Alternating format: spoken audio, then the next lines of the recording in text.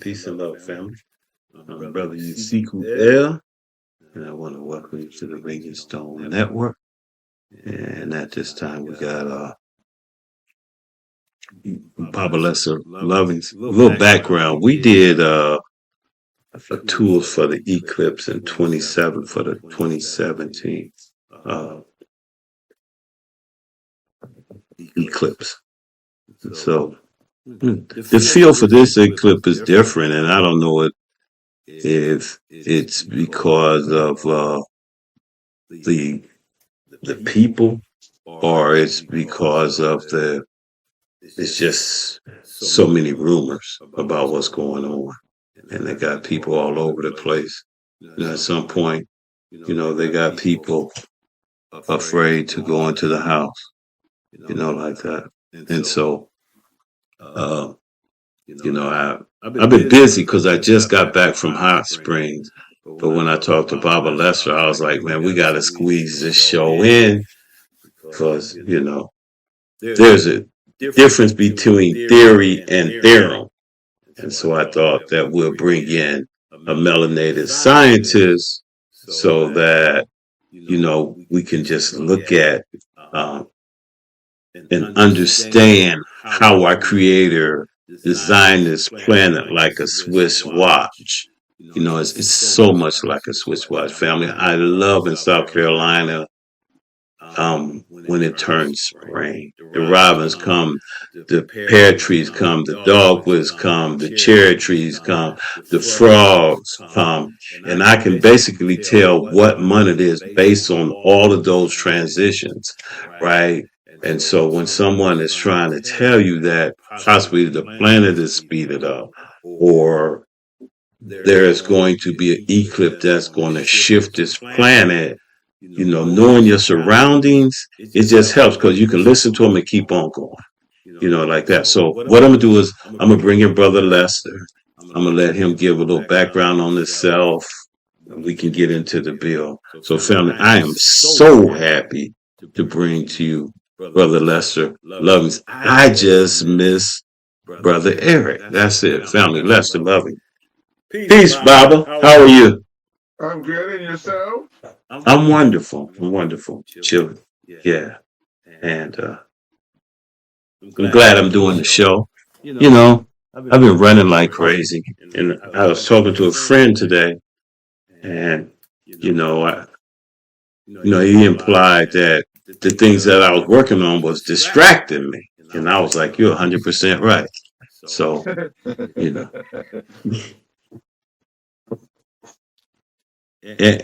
it was true. I mean? Like running around trying to work and then fix cars. You know what I'm saying, Bob? And then go to bed. And so I wasn't getting anything done because what I'm doing now, I should have had finished. You know what I mean? And so I got to stop trying to do things at the last minute. That's not good. So I appreciate you. If there's something you want to share with us before we get into the bill, please share. Well, like the nature of all things, um, this is a good time for us to examine another another phenomenon that doesn't happen every day, and to see what to see to see what it's informing us as a planet and as individuals. Also, just it's a crazy upside down time period. Just lots of change and evolution and stuff on the planet. So it's just good that we touch base again. It's right after the the equinox, so the days are a little bit longer, and we're getting ready to prepare our ground and our stuff for our new planting season. That's true. I got, I've been ready since February, and I ran into a sister when I did Sweat Lodge that was like soak your seeds for 24 hours in the dark and then put them in. So I got to try that. Yeah, definitely. You know. Well, I mean, I'm not trying to go into any kind of scientific dissertation, but it really is a very fascinating moment because, you know, um, well, most people are familiar with or heard something about, how many degrees we have to go before we can't reverse this thing. You know, a lot of that seems to be intangible to most of us. That doesn't, that doesn't affect us on a day-to-day level. That doesn't come out of our paycheck. But a little bit closer to home, we're dealing with this whole thing about um, the easiest way I can describe it is the reclassification of food. And what do you mean by that? Well, see, it was, let's see, this is 2024. It was 2021 when they announced that they had a new technology in which they could take a very tiny molecule of some aspect of an animal and put it into a some type of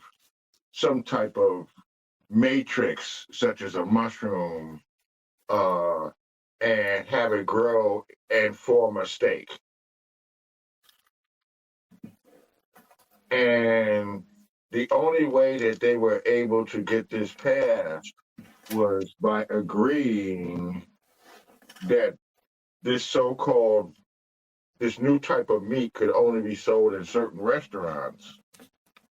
Um, and that yeah, and so July the 1st of last year was when this stuff first became legal to be sold in our restaurants.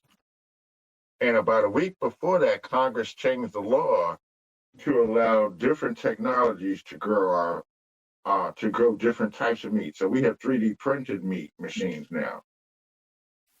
Um, and I even saw like a fondue amino acid um, meat maker where you just dip in a thing to a bunch of chemicals and out will grow your whatever. So I'm just saying that this is a fascinating time because it's a time of classification and reclassification of everything. And in this particular case, what is food? What is the definition of food? And the way that it's going here in New York, this new these new chemical, not chemical, but these new types of things are they're not classified as meat.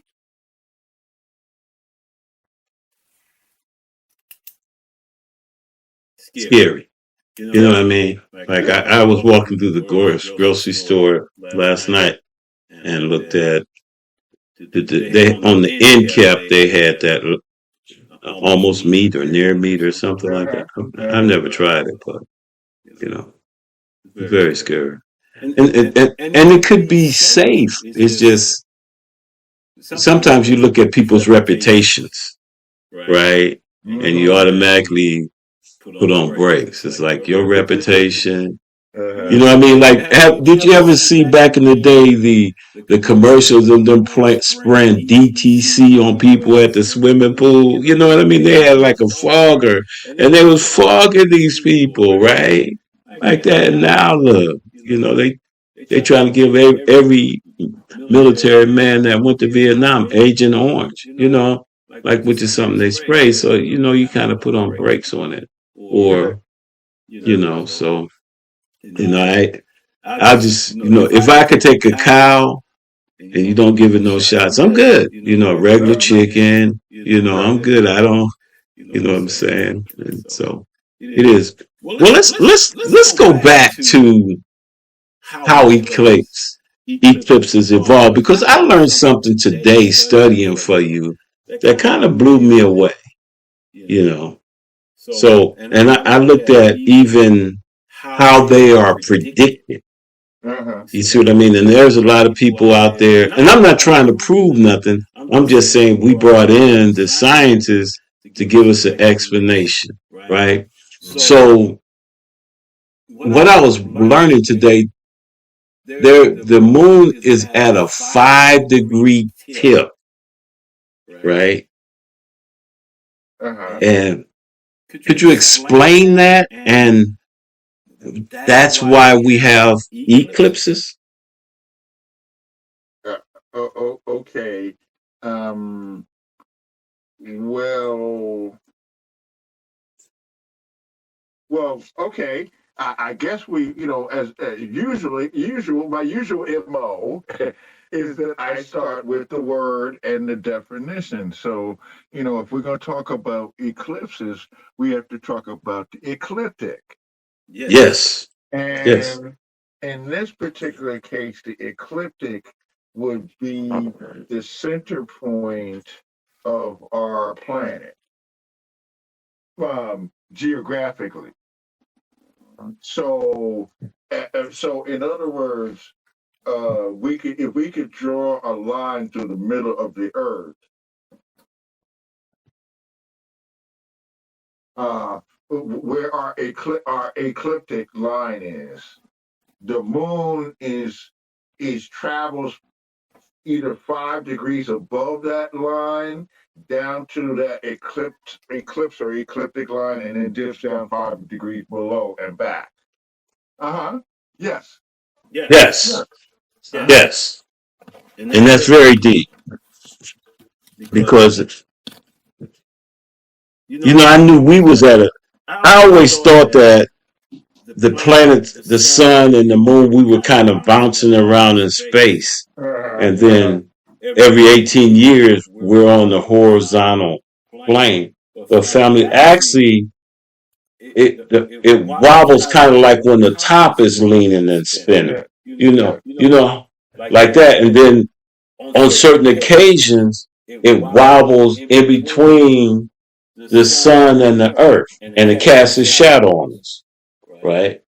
Yes. Basically. Basically.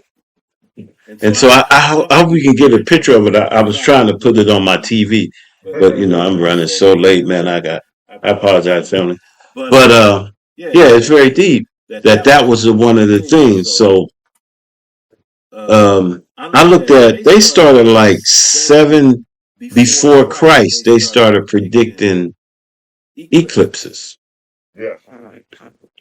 Maybe Maybe no, no, they yeah, yeah, something like something like that. And that. they And they called it called it the the Syrian Syrian cycle cycle or or something something like like that. that. That is one of yes. Uh-huh. What What are are some of some the of the other other cycles? cycles then?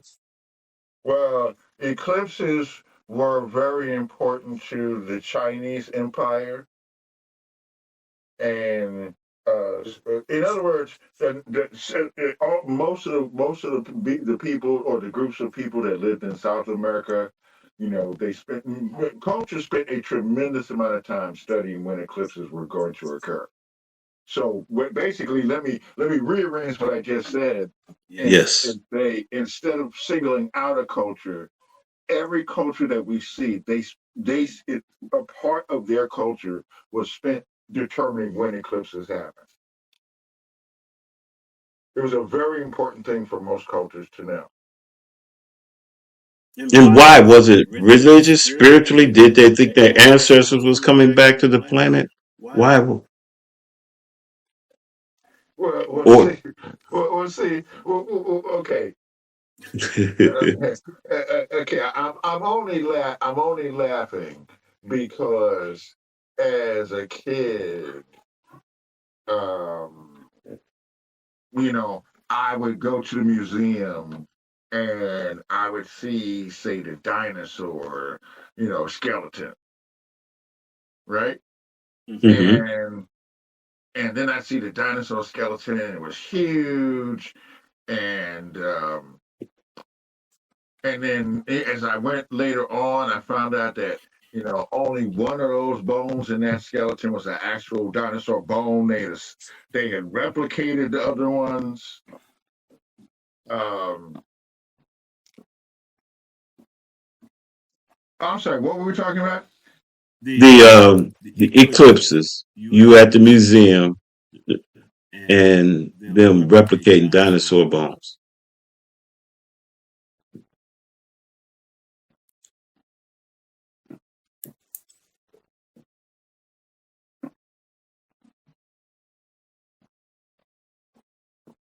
See, I looked at it as like there was this guy, um, Edmund Holly Yes, is his name. yes, Okay. yeah, uh-huh.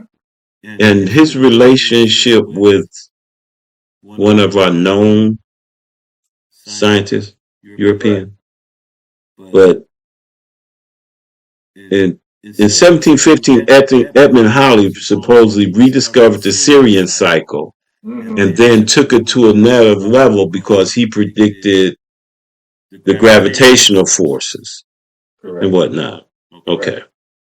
Okay. So, what did he Okay. find out Uh, with the? yeah. I mean, Well, how did he determine eclipses? That's what I'm trying to find out. How? What did he find out? uh, okay. Well,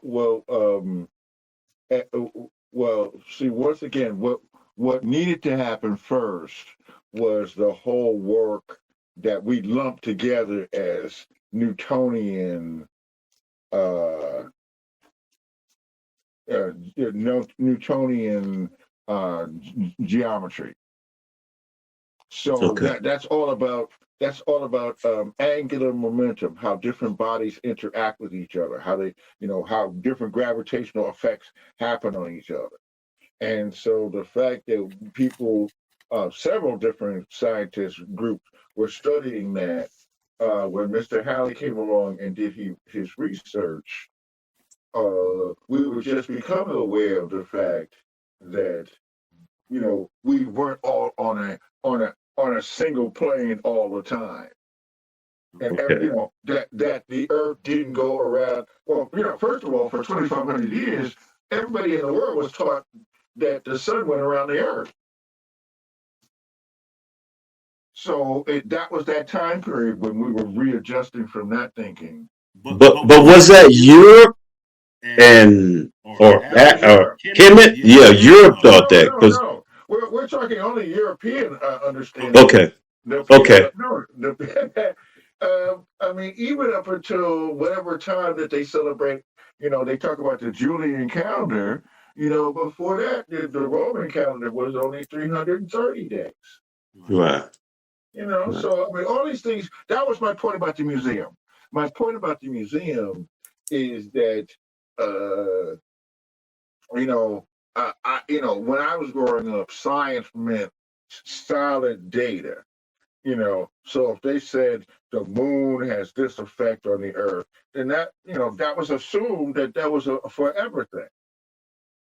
But now, as we get more and more able to measure stuff, now we can say the moon is moving a quarter of an inch away from the Earth every year. Blah blah blah. Okay, and most of their science is always presented in terms of a doomsday kind of thing.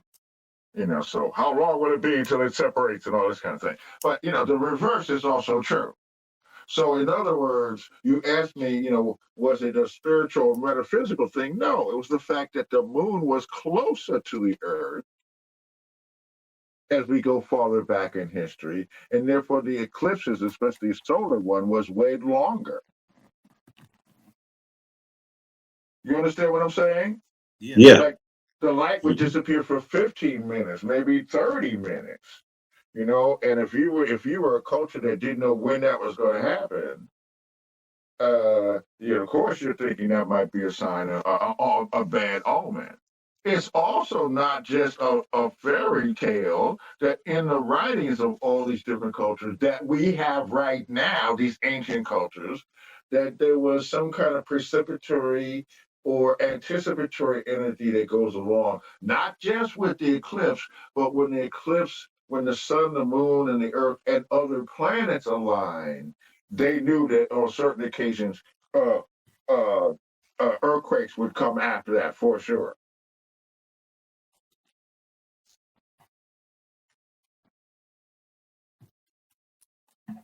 So basically, what I'm saying is that I've learned to look at this as a moving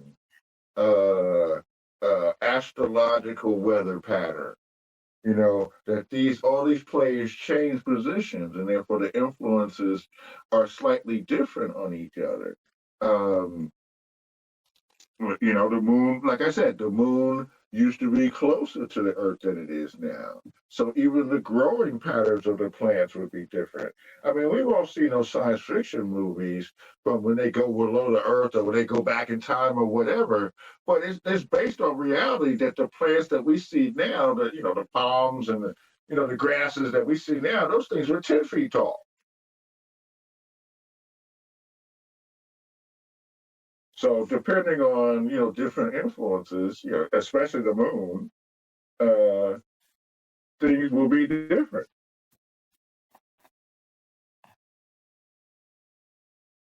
I get it.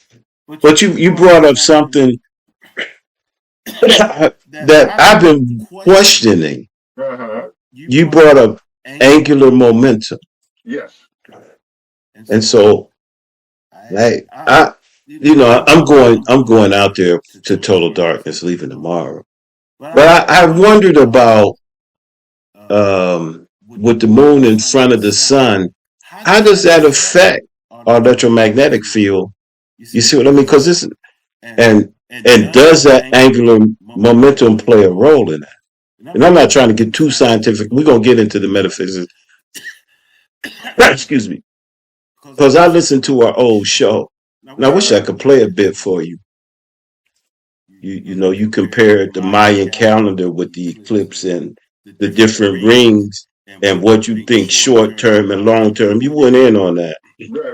and and you went into the pine cone stuff. So and family, I'm uploading what we did in 2017. But is there a difference of the impact of the electromagnetic field when the moon goes in front of the sun? And I'm not a doomsday. I just want to know. No, okay. Okay. Okay.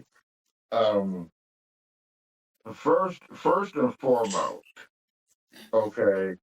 Uh, people that know me know that I rant and rave about the fact that our culture, and by our culture I mean our modern Western culture, always focuses on events and exact moments.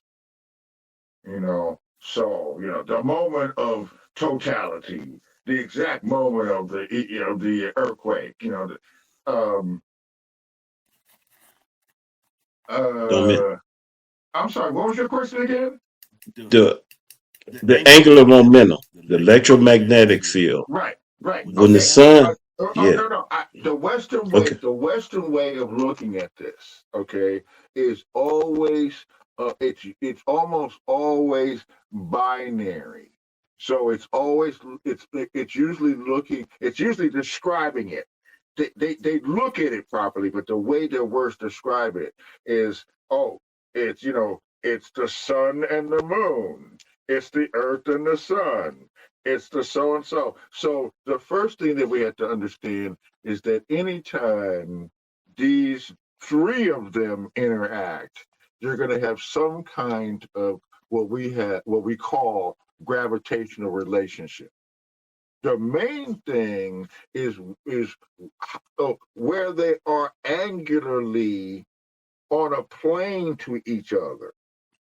You know, um, so uh, in other words, when they're directly across from each other, that's going to have a much greater effect than if one is 5 degrees above or 5 degrees below, uh, okay, like that.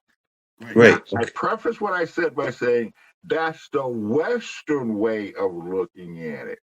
The the more what's the word we'd use? What's the word? Um, uh, the more Melanated indigenous people. indigenous, way of looking at it is that there is always there is always a gravitational relationship between the sun and all the players in our solar system. Okay. The difference is to understand, and it goes back to the word that we said. the angular momentum. Now, everybody focuses on the word momentum, but the key is the angles that those momentums make in relation to each other. In other words, in astrology, we know that a 60-degree angle relationship is a harmonious one. We know a 90 is a struggle. You follow what I'm saying? Yes. Continue. So Yes. we always have to look at the relationship of all of the planets to each other when we want to answer that question about the gravitational effect. And you ask what is the difference, and I'm going to answer. I'm going to give you an answer that I could not possibly have given you in 2017. Okay, we have this thing called the Arctic vortex. And the Arctic vortex, we're familiar with it here in New York because every once in a while during the winter, suddenly this screaming amount of super cold air and funk will just blast down to us. And part of what makes the Arctic vortex happen is that the jet stream dips down and lets more of that, more of that air that's up near the North Pole come down. The other reason that happens is because the polar vortex, which is what making this thing happen, it travels in a clockwise direction around the North Pole. This is an energy that's above the planet that spins in a clockwise direction. Okay, only just recently, that's right, get the headlines. We saw a reverse polar vortex. That means this thing was traveling in the opposite direction that we've ever seen it traveling before. Okay? Now, what that has to do with answering our question about what's different is that whenever we have a coronal mass ejection, that means that the energy coming out of the sun is going to hit all the planets. I'm going to repeat that. The energy coming out of the sun, that magnetic energy coming out of the sun, is going to hit all the planets, not just ours. It won't hit all at the same time. But remember, there's a gravitational relationship between these things. So it's going to affect the angular momentum to a slight degree. Okay? Now, because we have this reverse solar vortex, even though every time the sun is releasing one of these solar flares and hitting the earth with a solar flare, so in the last 3 or 4 weeks, every time we've been hit with a solar flare energy, it's been allowing more of the energy to go through the clouds and come near the ground. On the other hand, because we have this reverse solar vortex, it's keeping all of the cosmic rays, which would normally be stripping us of energy, it's been pulling them away from the surface of the earth and collecting them up near the pole. So it's actually acting as a shield for us and allowing us to get our, to raise our vibration to take in that extra energy. Right. Okay. So then to go, I don't know if I'm adding on to it, but when we look at the amount of heat that leaves out our head, which they can calculate in BTU, Yeah. right? When there's an eclipse and you're in the right angle, wouldn't that increase your ability to communicate with your ancestors or Okay. the information coming out your head? Okay, well, okay. Before we can even get to that, my brother. Okay, okay. Hold on. I'm All right. writing it. I did like you. I got something so I can write stuff down so I can keep notes. I hear Okay. you. Like the old days, the old Yes. days. Okay. I want us to examine the process. Okay. Mm-hmm. In this particular case, this is not so. I'm not talking about some spooky, uh, you know, uh, uh, super collider type science here. The moon is going to be going, you know, between us and the sun, and will be covering the face of the sun for a few minutes. In those few minutes, when we have, what we call the darkness, when we're looking through our sunglasses or our filter, or, back in the day, we used to use a Coke bottle. I don't know how many people remember that, but we used to use an old, thick Coke bottle. Um, what we will notice is suddenly for that minute or so, we'll suddenly realize we can see the stars. And depending on where we are, we might be able to see a planet or two. And this brings us to the basic theorem about the power or the energy of shadow. When it comes to the definition of shadow, the power of the shadow is dependent upon the velocity of the light source. Okay, did you hear what I said? Yes. Okay, so therefore, if I'm increasing the light force exponentially for a couple of minutes, then that shadow that we are under is a perfect environment for having contact and correctly deciphering what our ancestors are telling us to do.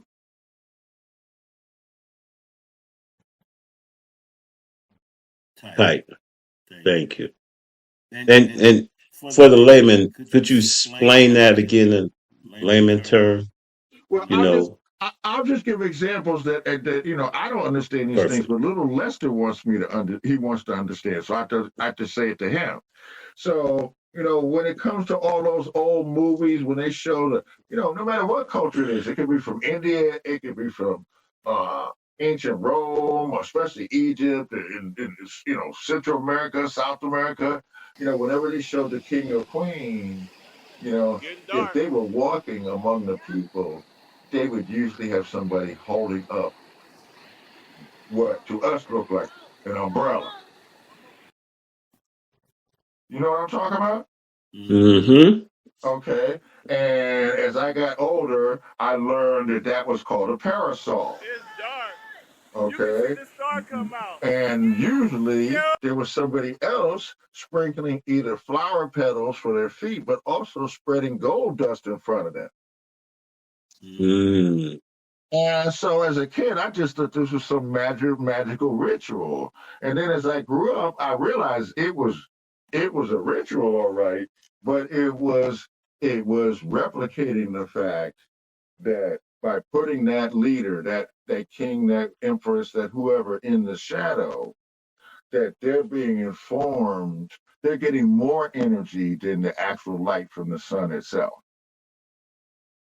And the gold dust that they're sprinkling in front of it is representing when the star let off the gold dust. The heaviest stars let off gold dust, or microscopic gold, and most stars let off gold when they're first formed. Mm. So Okay. being in the shadow, it actually is more informative, depending on the light source. The shadow is informative. It's almost another way of saying we can see into the future because we can see into the past as well.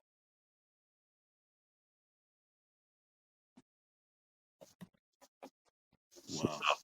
That's the physics of how it works. Mm-hmm. Well, no one really knows about that. We just know that it works. Wow. Powerful. So So when when I I go go to to totality, totality, Yeah. I I can can expect expect that that it it may may be be some some gold gold dust, dust, which which is is like like monatomic monatomic gold, gold It or will. similar. No, because what I'm saying is, I mean, it goes back to that. It goes back to the experiment with Einstein. Where Einstein had said, he was saying that there's gravitational. Uh, Gravitation is a field. It's an existing thing, and that it will, different physical things will change the form or change the structure of that field. And so it was only when they had an eclipse and the sun's light was blocked out, but the star that was behind the sun, they could still see the light of that sun, even though the star was directly behind the sun. So they knew the light of that star had gone around the body of the sun, and it proved Einstein's theory. But what I'm saying is that because we're getting starlight in the middle of the day, okay, that light is from so far back that it's extremely informative.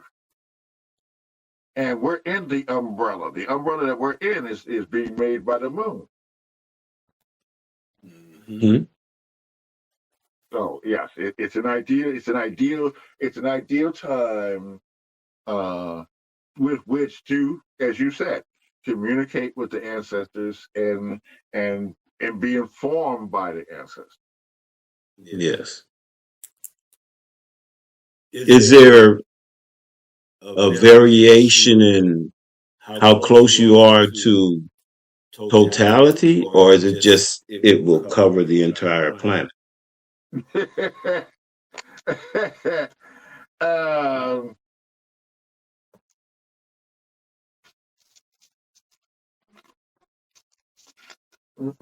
my immediate answer to that is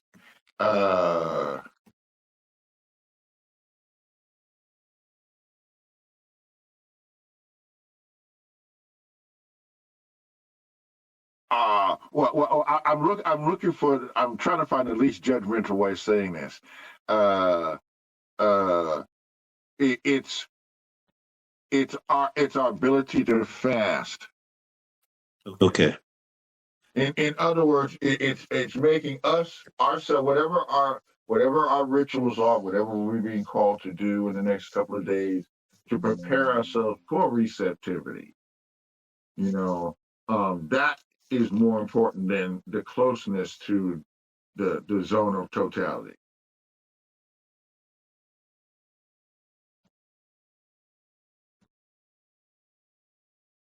Wow. Powerful. Mm-hmm. Yeah. Because it's, for people to understand, a lot of people in the conscious community understands the relationship with goal, and they do. And it's interesting, those rumors about the Anunnaki, why would you come to Earth when you could have been getting it, you know what I mean? Like that. Mm-hmm. Yeah. Was there a need for you to come to Earth when it goal was everywhere? You know what I'm saying? And Uh-huh.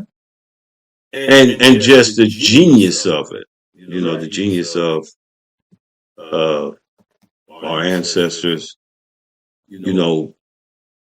being can stay in one place because you know what I mean, they can get you the information you want Right. because you may naturally be breathing enough gold plus other Right. things, That's right. the electromagnetic field.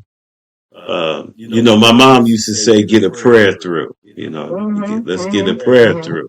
Mm-hmm. So and I appreciate that because I have people that's hiding in basements and calling me and warning me not to be out in it, and it's like it's tragic because and you're gonna miss the boat conceivably.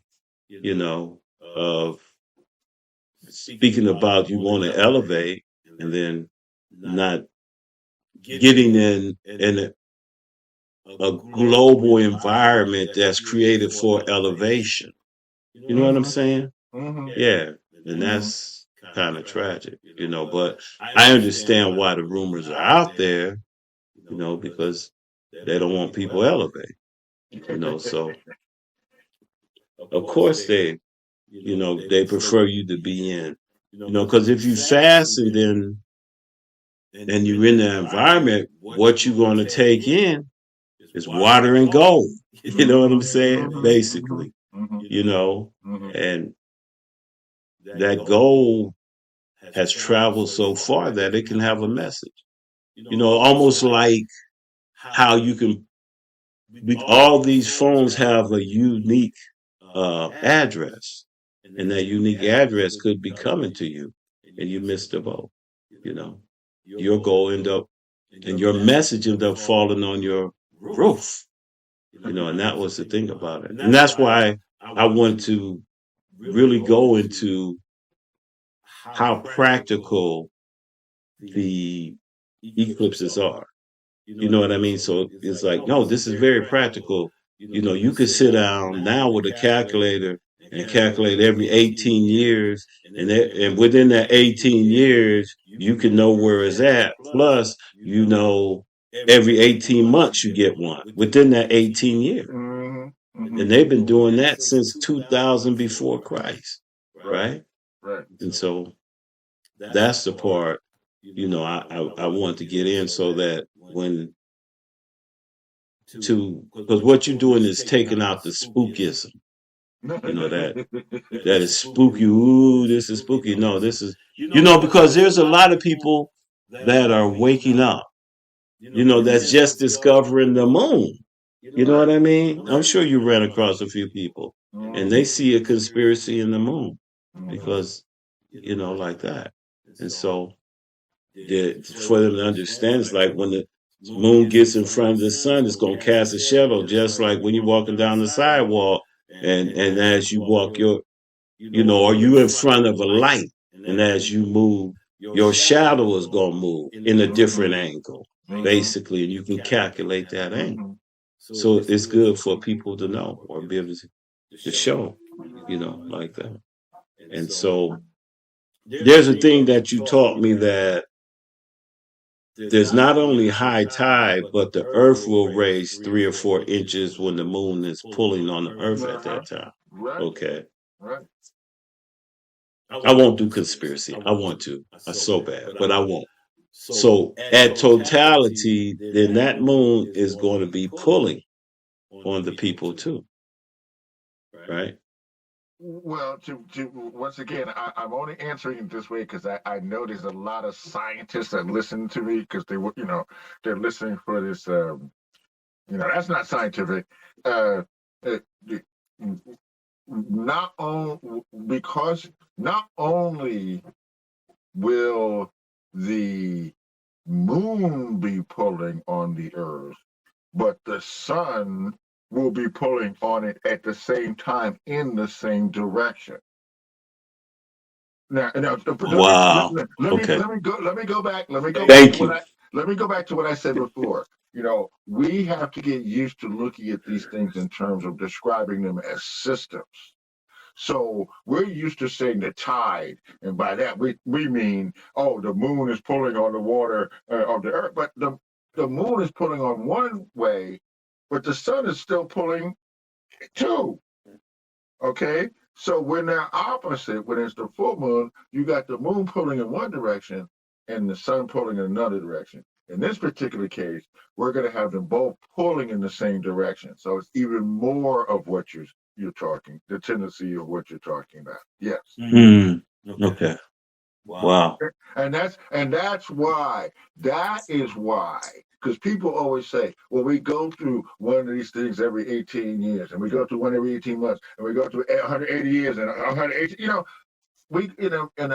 I'm like, but yes, but these people, particularly the Mayans, they're writing down all the subtle differences. They're writing the correspondences so they can, they can learn about how to make every combination work to their best advantage, if you know what I mean. Mm-hmm. Because even though it's the same eclipse, it's like sometimes that moon might be in a different sign than it is now, or in a different phase of the year, or whatever. So, and it takes many times for that to happen to see the effect of it. because for example, in the Chinese culture, they were particularly looking at the eclipses in terms of the birth and or the health of the emperor. And why is that? Because under their systems, uh, they believe under once again under certain combination of planets, if they were to be born under an eclipse, that usually foretold ill health or a short reign of of rulership, Mm-hmm. Mm-hmm. or I'll put it another way, challenges to that rulership. Mm. Okay. Where was it something that was accurate, or because they studied all of the planets? You know, something like how Raku do the cosmophysician thing. Right. What is, and did they calculated all that too? Right.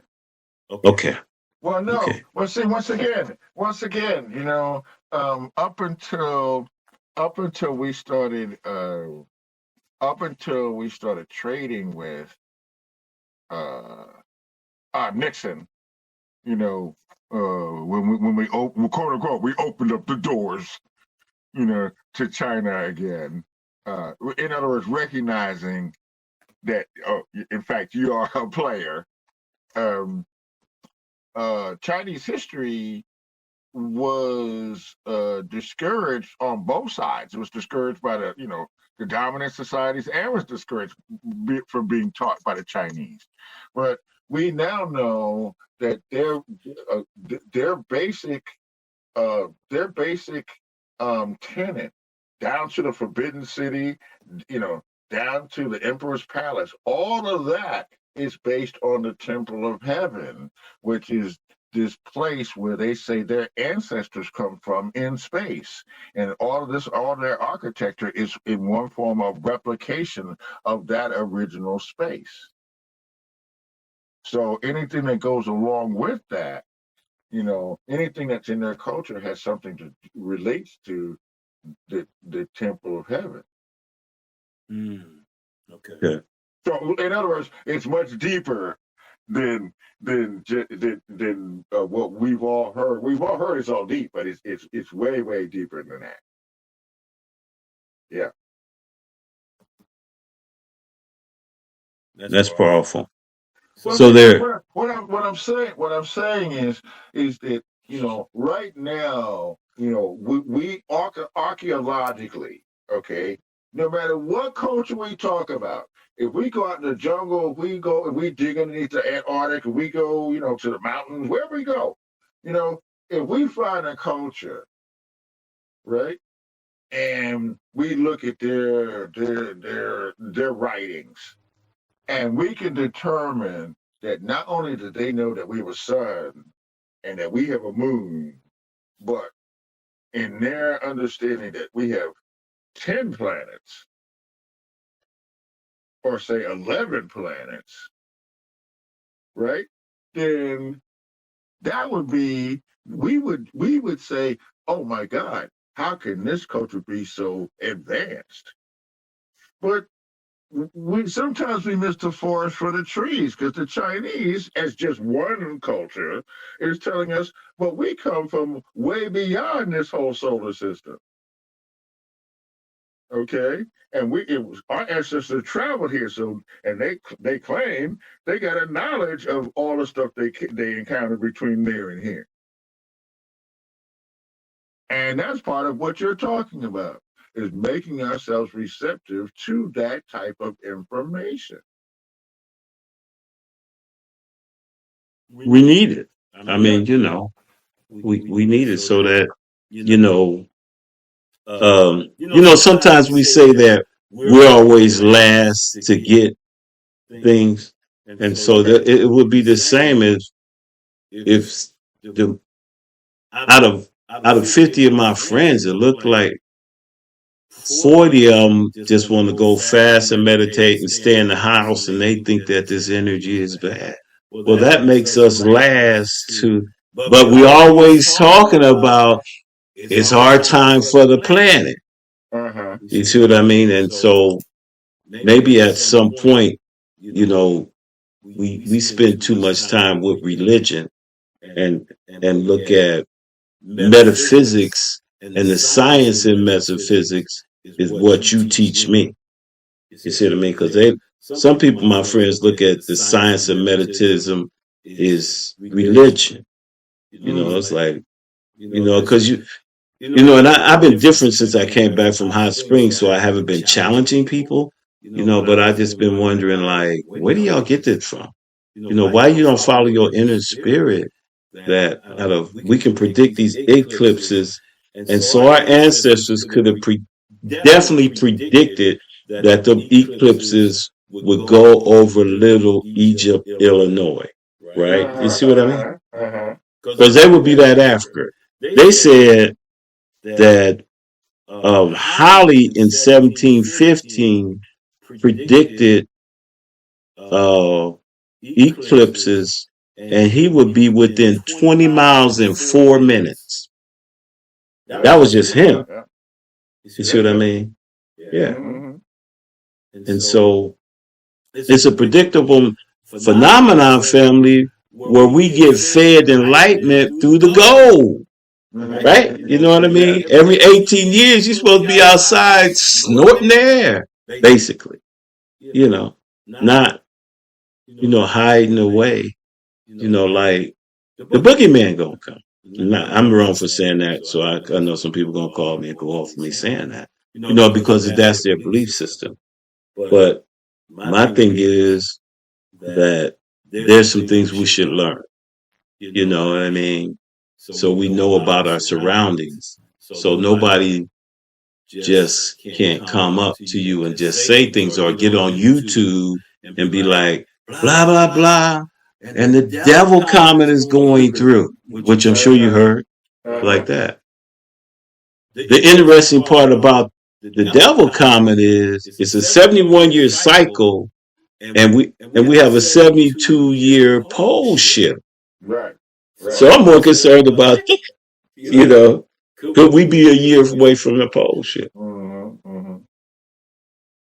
Even though that we would have had to have a pole shift for my mother's lifetime, right? Mm-hmm. Mm-hmm.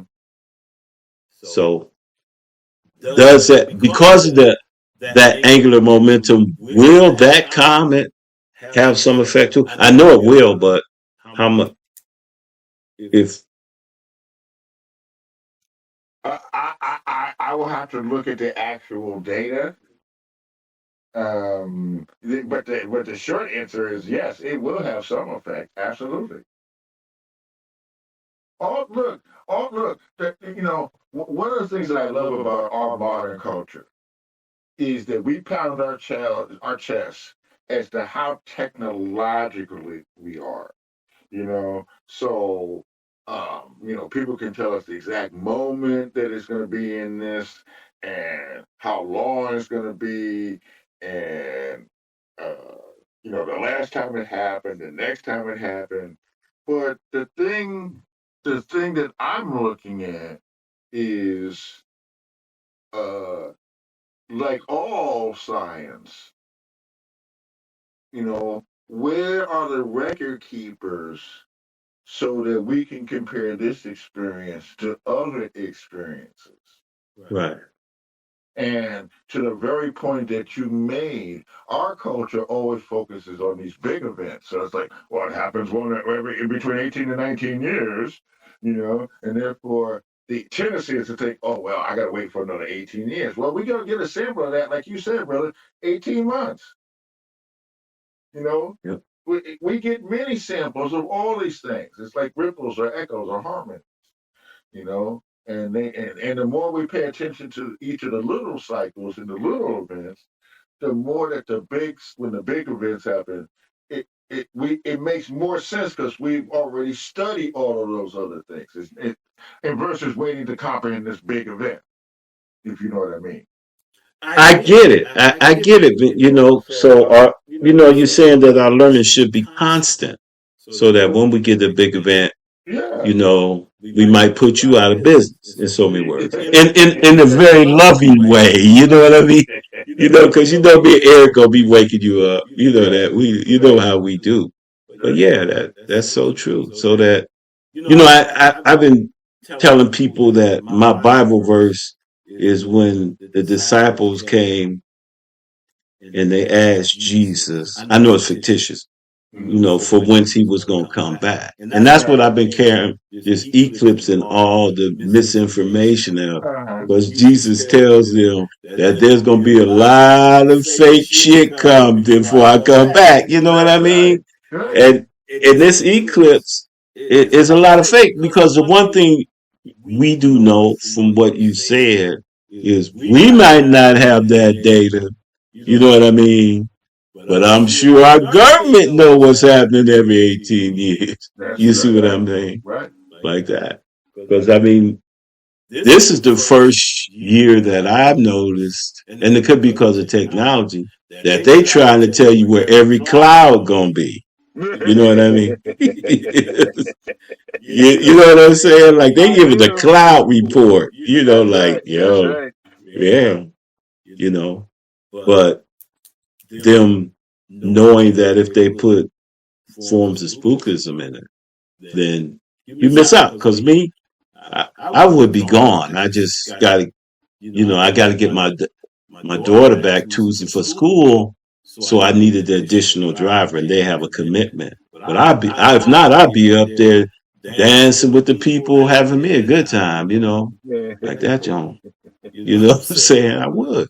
Because it's plus the fact that um, there's certain things that could be once or twice in a lifetime, Hmm. you know, and to I'm gonna run some video while if you want to add something. I'm gonna run video of when it got dark. I got a video family from 2017 of when we did see another star in the middle of Uh-huh. the day. It got Uh-huh. just through you see what I mean? You Yeah. mentioned that earlier, and I can show you that it's a once in a lifetime, and then I understand it's a shadow. It's based on the moon wobbles. It doesn't wobble, but it goes from above the equator to below the equator to you know what I mean? And the positioning of it, and then debunking. You kind of debunk that, which is good. That by you implying that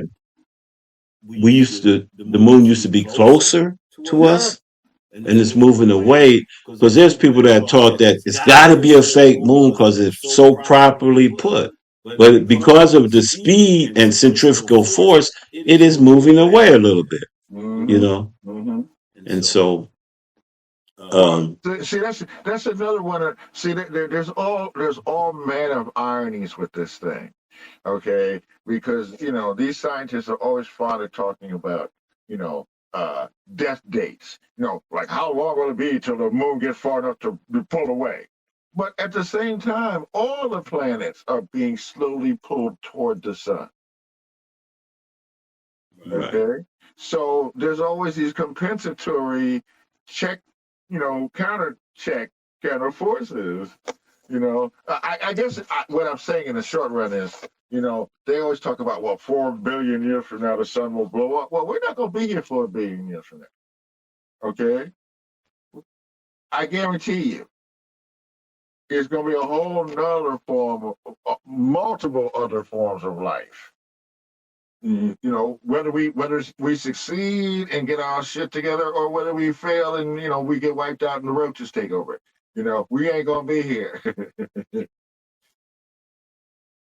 So That's a I mean, that's my subtle way of saying we got to learn about now and how to use the information from now to our best advantage, not some heaven or later on experience with some super being somehow. well. I agree with you because I think that we have to be contemporary because when you start talking about your elevation, Hmm. even understanding this cycle helps you to elevate. Right, You know, right. Now, I'm sure you heard of the people that they don't want to die, but they're waiting to die so they could go to the fifth dimension. You know what I mean? Like that. It's oh yeah. Okay. Uh-huh. And yeah, and one of the person in the text said if you can come a little closer to your mic. She says she can't hear you. Oh, Yeah. okay. Or he. Yeah. Oh, yeah. All right. No There problem. we go. But put your camera up a little bit because we're looking at basically okay, perfect. Yeah. Yeah, there we go. Yeah, there we go. Yeah. Okay, let me figure out how to tilt this thing now. Somehow. How's that? That's good. Is that better? Let me know in the chat Oh, if it's better. what about the tone? I mean, the volume. Okay, let me see. It might be my thing not turned up all the way. Okay. Hello? Can you Yeah. hear me? Is that good? Yeah, we can hear you. Yeah, Okay. definitely. And so with Jupiter, Uh-huh. what impact? Jupiter is a great protector. It puts out a lot of energy. Supposedly, you can see the devil comet is going to be southeast of Jupiter, supposedly at Okay. that time. Yeah, supposedly. You know, and I don't remember the names of the people. I shouldn't be calling it the devil comet because that feeds into, you know, the, Well, it is the name that the dominant culture has given to that experience. So, we know what you're talking about. right. Okay. Yeah. Now I find that interesting too because it, you know, just that 71-year cycle Right. is interesting, and so and that's what I preference it is like the creators. This thing run like a switch watch. You know what I mean? Like there's certain stuff that they've been able to calculate, and that planet or the eclipses could not have happened one time for them to be that accurate.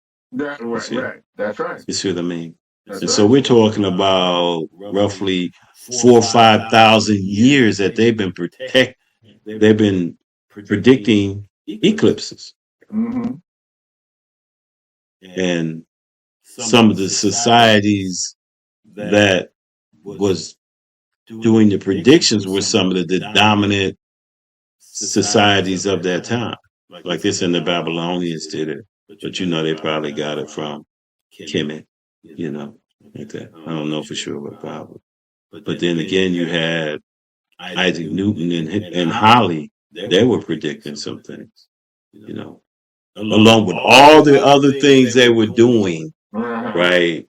They were calculating this angle, the momentum to figure out eclipses. Exactly.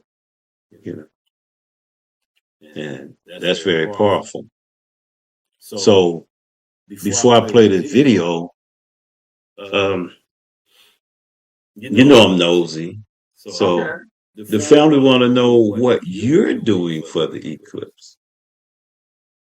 Well, one of the things I was going to say is I'm going to be spending the next 24 hours or so literally just tuning my antenna for instructions of where I need to be and what I should do leading up to that. So I mean, I'm keeping it open, but for me, it's a matter of knowing where to be and what to do proceeding up to it. So there's simple things like it'll either tell me to fast or it'll tell me specific food to eat. You know, uh, in other words, I've heard all these different things about being inside. I got a whole nother group of people that say, only stay outside. Uh, so there's all manner of stuff. I'm just waiting for instruction.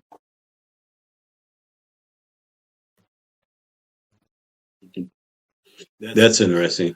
do you feel like this alignment is affecting the fault in New Jersey with the earthquake?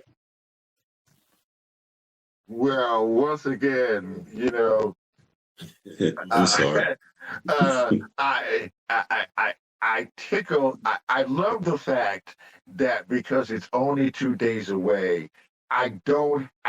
Okay. Let me reverse what I was going to say. If this eclipse wasn't 2 days away, I would be putting on my trunks to go into the deep dive of the rabbit hole. There's so much stuff that has come out that I'd be studying for months. So I've been spared that simply by we're gonna see what's gonna happen in a couple of days, and then I have all this other time to study it. But there's some very interesting and compelling data that has come out about the relationship between uh, these eclipses and equator or Earth activities. It's a thing that has been studied by mainstream science, Mhm. and there is some kind of connection. Well, I mean, if the way I was taught that if Yeah. they pull up 3 inches on the Earth, Hmm. wouldn't it affect the plates at some point? Yes. It really does have to do with okay. I'm going to have to research what the angles are going to be. Because everything is vibration. And so the vibration of those angles will tell me whether those plates will go up and down, whether there'll be urge to go back and forth. Mm. You understand? Different frequencies will have different effects on the plates. So it's not for me. It's not just as simple as saying, "Oh, it's this frequency." It's this angle. I'll be able to tell you a more scientific answer soon. But Cool. I don't really think it matters because we're going to go through this experience in a very short period of time.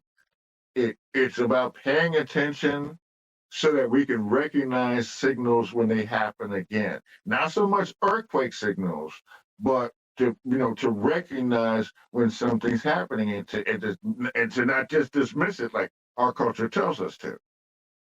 Right. You Right. know, because we Like, are right. say for instance, if the birds start leaving New York City, it's time to Exactly. go. Exactly. You know. Exactly. So I have a friend in New Jersey, and when I called him maybe 10 minutes after it happened. I didn't know some just said call him, Mhm. and first thing I said, you got your bug out bag. You know what I mean? It's like get your bug out bag.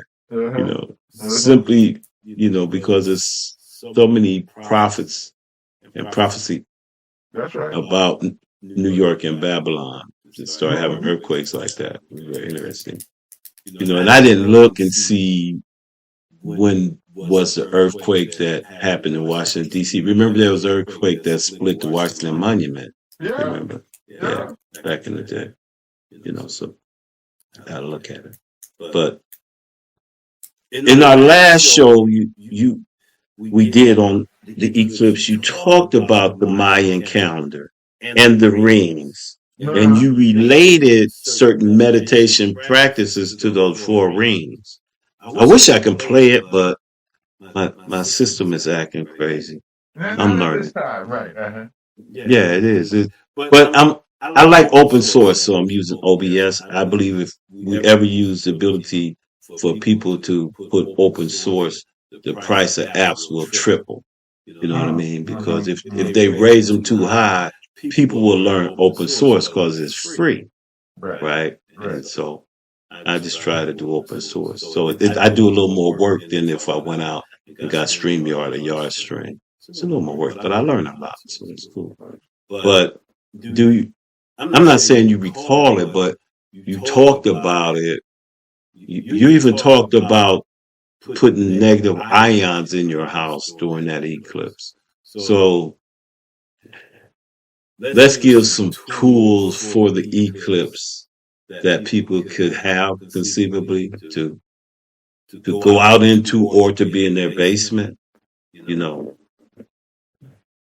And my first one would be, what about a magnet? Ah. Okay. Okay. Before I answer you, are there any other things that come to mind other than magnet? Oh, definitely quartz, Uh-huh. definitely.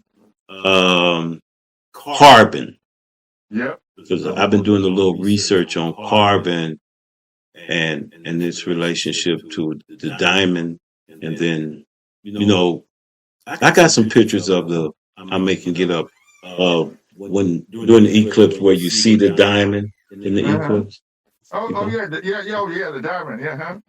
uh, like that. But is there anything that come to mind? I mean, and they don't have to be specific, but just some things that, like, for instance, the impact of, should you put some orgone on, you know, like that, Get your or get rush out and buy one of your pyramids, and you know what I mean, like that sort of thing. okay. Um I'm gonna go from the I'm gonna go from the general and I'm gonna try to get to the specific. Okay. What clearly came through to me, okay, in terms of preparation is uh any form of I now see once again I use the word fasting, okay, but that's a general term. I'm not talking about abstaining from everything in your mouth all day kind of fast. It can be many types of fasting, but what I'm saying is it I am going to be going through the four elements in terms of fasting. So I will do some type of fire cleansing, and Okay. then water cleansing, and then air cleansing, and then earth cleansing, and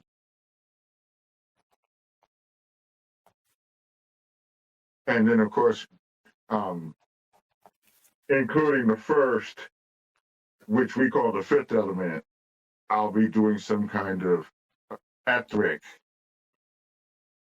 or what they call spirit cleansing.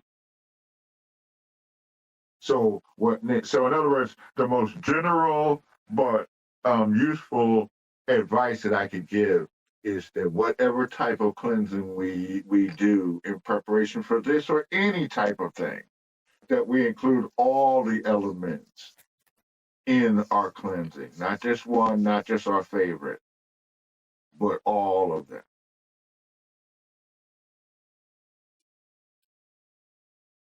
And then, of course, then once we look at it, okay, we can say, and because one of the things I say all the time is we should always have a magnet, okay, and that we carry with at least one, it'd be good to have a double, pair, but we should have magnets with us at all times.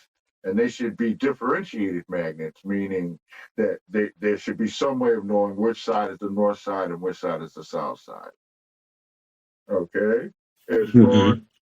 as far as quartz is concerned, quartz uh, fits almost every one of the elements, but in this particular case, we're going to include it as uh, the earth element. Okay. Now, quartz is not normally thought of as the earth element, but it covers over 90% of the surface of the earth is covered with quartz and it's lined throughout with quartz. So and the fact that quartz can duplicate any frequency that's on this planet, means it can duplicate any Earth frequency or any Earth cleansing. If we look at having a piece of organite, organite definitely can be thought of as the air element because it works through sending energy through the air and purifying the air. And then as far as carbon is concerned, carbon is what in chemistry we call organic. Okay, and that just means it's something that we find in almost every living thing. So we can use carbon for cleansing, uh, and ironically, even though carbon is from the earth, uh, the carbon molecule is a tetrahedron, Mm. and that's a four-sided pyramid. And the word pyramid is from the Greek, which means fire in the middle, which is the symbol for the fire element. So carbon and any form of carbon can be used for fire purification. And that's just the most basic. You know what I'm saying? Like there's like matches are fire. And fire doesn't necessarily just mean the physical fire. It means the understanding behind fire. And earth is the understanding behind earth, and air is the understanding behind air. But yeah, so elemental cleansing is the most basic thing I can give you because it covers all the aspects that we have working within us at the same time. That's a jewel. You dropped a jewel, brother. So less Baba Lester, what about water? You just use water itself, or is there like me when I think of a gemstone, I think of fire opal because it has a higher water content, or could it just be water? Okay, water in this sense, okay, it's very interesting you say that because in this instance, water will represent um, the environment. Mm. Okay. And by that, I mean, in order to grow an embryo, you first have to have the amniotic fluid that surrounds it that gives it the ability to grow. Okay. In other words, the water precedes everything. Okay. The water, the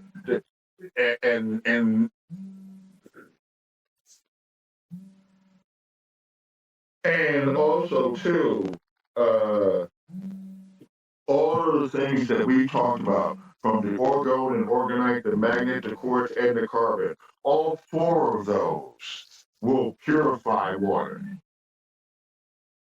Mm. So it's really, really important to start off with water and purify water. And by purified water, I do not mean distilled water. That is not the definition of purified water. Purified water means water that does not have any additives, preservatives, or chemicals in it, but has all the elements necessary to perform life functions. Water needs elements.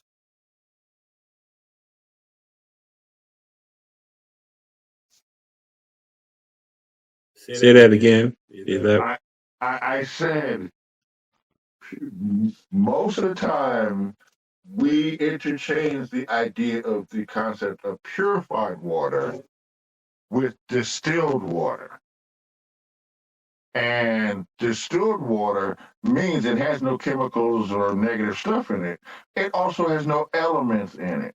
Mm-hmm. And therefore, we define purified water as water devoid of chemicals or non-natural stuff that has the proper elements we need for life. So part of purifying and energizing water is also making sure that it's devoid of all chemicals and at the same time imbue with the proper elements that are necessary. So, for example, we can use a gemstone. Say, for instance, if I wanted to improve my study, okay, well, I could take a piece of rutile, I should say rutilated quartz, and uh, place that in a container of distilled water for 2 or 3 hours,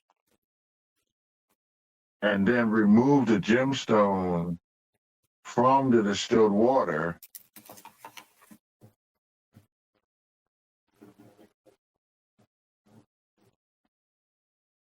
and by diluting that water,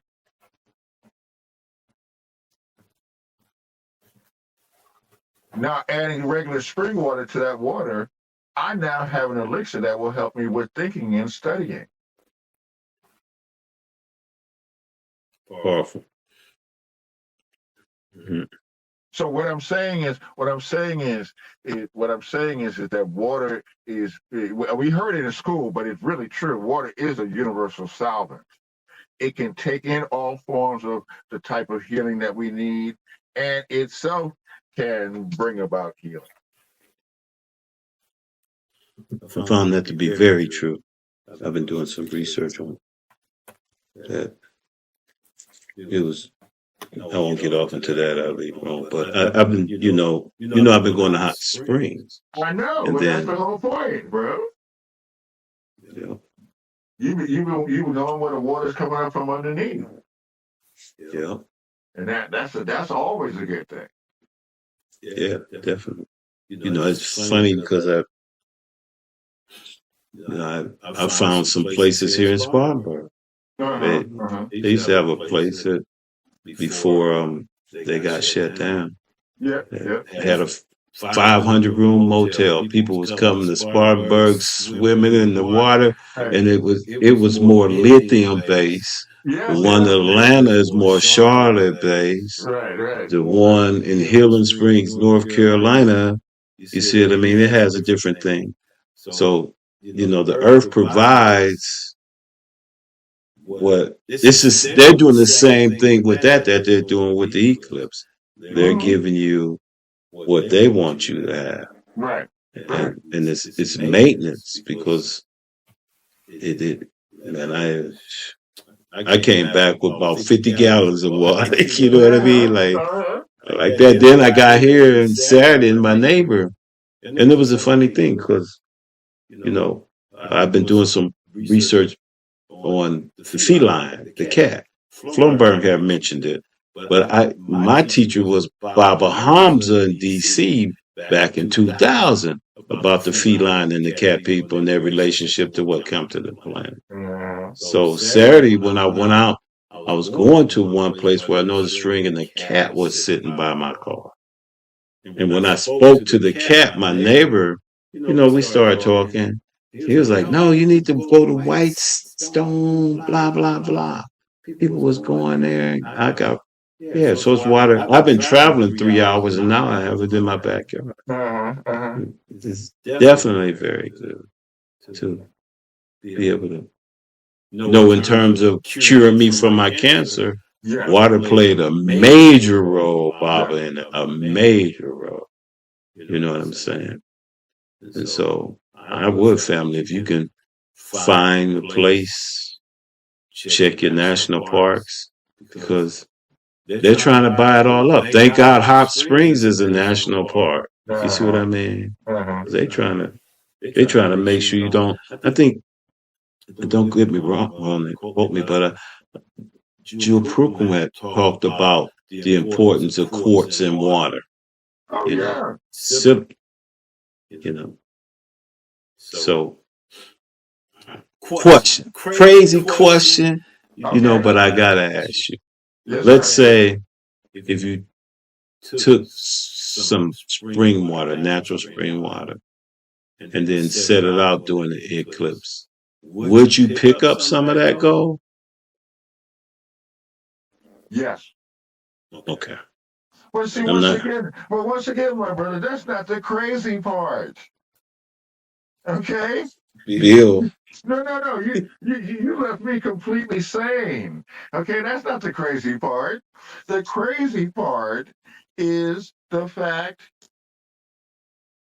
that if we set out that water and we ask it to take on the gold and the other cosmic elements that we need, it will supply that container with the exact amounts that we need. That's the crazy part. See, there you go. I'm gonna have to borrow Red Pill Bomb because you dropped it, you. That's beautiful. So, that's so set your water out. Decent water, family. Like start out now. Right. Hit your water. Right. If you can get it non-fluorinated, That's put right. some quartz in it. That's right. Right. And then when you set it out, it'll be like sun tea. Remember that our ancestors, my mama used to put the tea out in the porch and you had the good sun tea, That's whatnot. right. That's Yeah. right. And then you would have some water that you can actually continue your fast with, right? Now, can they write their intentions on the glass or just should ask? Let me get you here. No, they can, of course. What would be more efficient is for them to write the intentions and put that container on top of it. When they're working, because you want to structure that, water for as for its universal potentiality. Okay. Once you have that in that water, then you can put that water in smaller containers that you can write on, because then you can fine tune it to specific cases or specific incidences. You follow what I'm saying? Yes. You want to have a big batch that's a general batch, but then you can put that. You can pour some of that and even dilute it with the spring water, but put the wording on that. So you could have one for study, one for health, one for finances. All manner of things. I get you. So you have one. Excuse me. You have one that is uncontaminated that the ancestors will feed unique to you. Right. And then you can have others for your own intentions coming from your heart or your mind. That's right. That's exactly That's right. Yes. Okay. That's right. I get it. Yeah, I get it now. Okay. Man, I'm gonna have to take some water up there with me.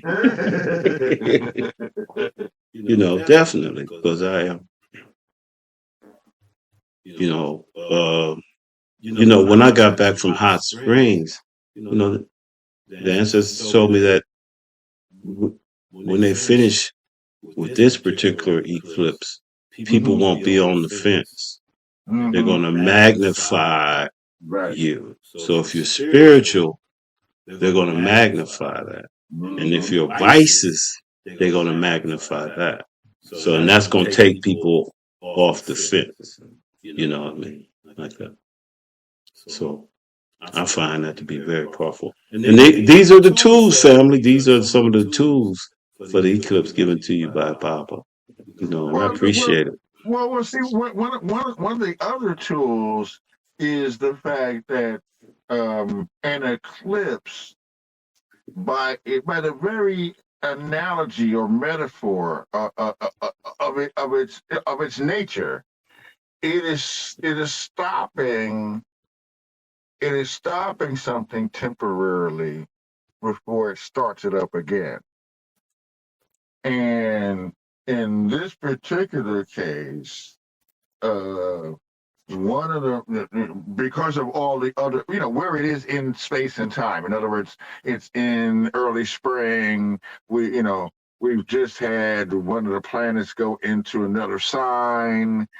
We actually have Mercury's retrograde right now.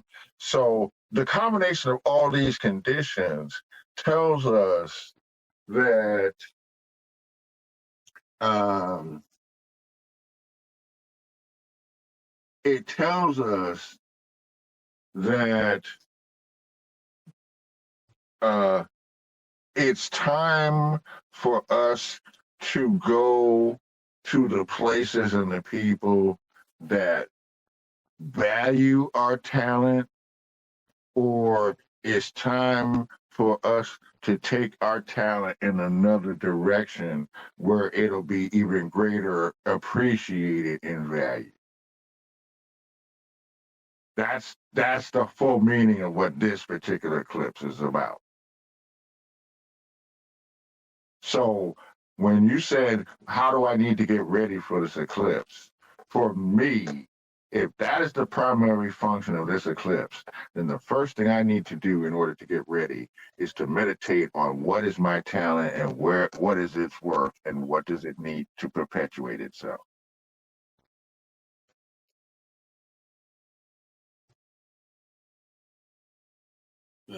We need a moment of silence for that. Well, family, can we get a moment of silence? Definitely got to think about that's powerful. No, we can't, because we have to add the other thing, which is what you've been saying all this whole transmission. Okay. In the Bible, when they talk about talents, they're talking about gold. Remember? Not everybody went to Sunday school, but for those of us who went to Sunday school, we always learned about the man who left, and he left his 3 slaves, and he left one with 1 talent, and the second one with 2 talents, and the third one with 3 talents. And he said, I'm going off. I don't know how long I'm going to be. This is enough gold for you to, do whatever you need to do to maintain yourself. And so he goes off and he does whatever, and he comes back after several years, and he asks the first slave, he says, what have you done? And he says, oh, I invested in this and whatever, and I doubled the money and blah, blah. And I say, I raised it all for you. And he says, okay, that's yours. And then he went to the second slave. He says, what did you do? And he says, I did this and I invested and I did whatever, blah, blah, and I doubled the money. And he goes, that's for you. And then he went to the third slave and he says, what did you do with your talent? He says, I was afraid somebody was going to steal it, so I buried it in the ground. And he dug it up and he handed it to the master. And the master said, I'm taking away your talent. So as a kid, I always thought this was a metaphor of talent, like, oh yeah, I'll take away your talent. You don't usually take away your talent. But then as an adult, I looked in the dictionary and the word talent was an actual thing. Back in the day, it was 70 pounds of gold.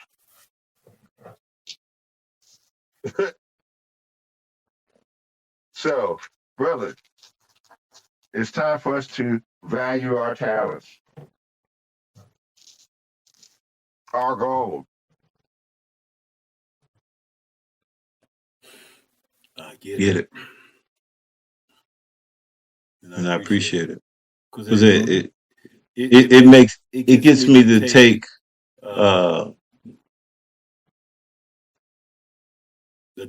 I'll pack a different suitcase for when I get there. That's right. You see what I mean? That's right. I'll pack mentally, I will pack a mental suitcase where I'll be more focused on the energy. You know what I mean? I'll try to go into it neutral, because you kind of saying go more neutral into it, Right. so that you can let spirit give you what you need to grow on. Like, how do I go another step in the ladder? And I'm a proponent of that, because I think that each person's DNA is different. And so spirituality is not a cookie cutter thing for me. You know what I mean? It's unique to me, it's unique to my daughter, and it's unique to everybody on how to get to want to go like that, you know.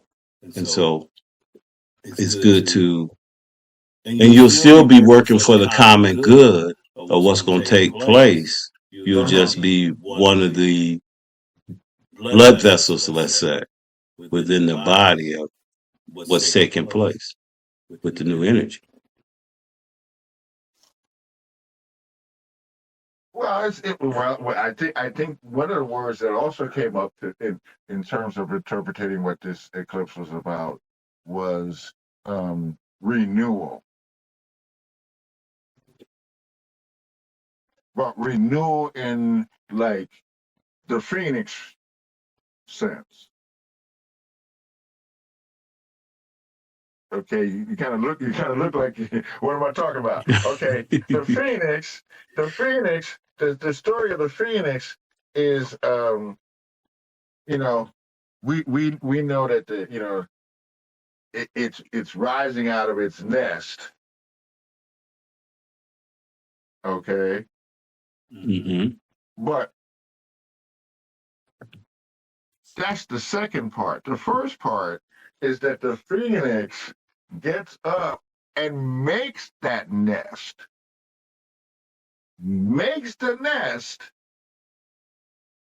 that it's going to sit in and be consumed by. Mm. Okay. Okay, but that very consumption allows a new phoenix to come out of that ash.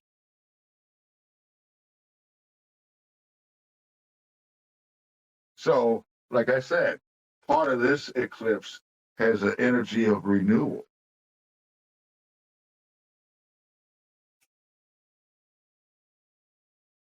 Powerful. Yeah. Mm-hmm.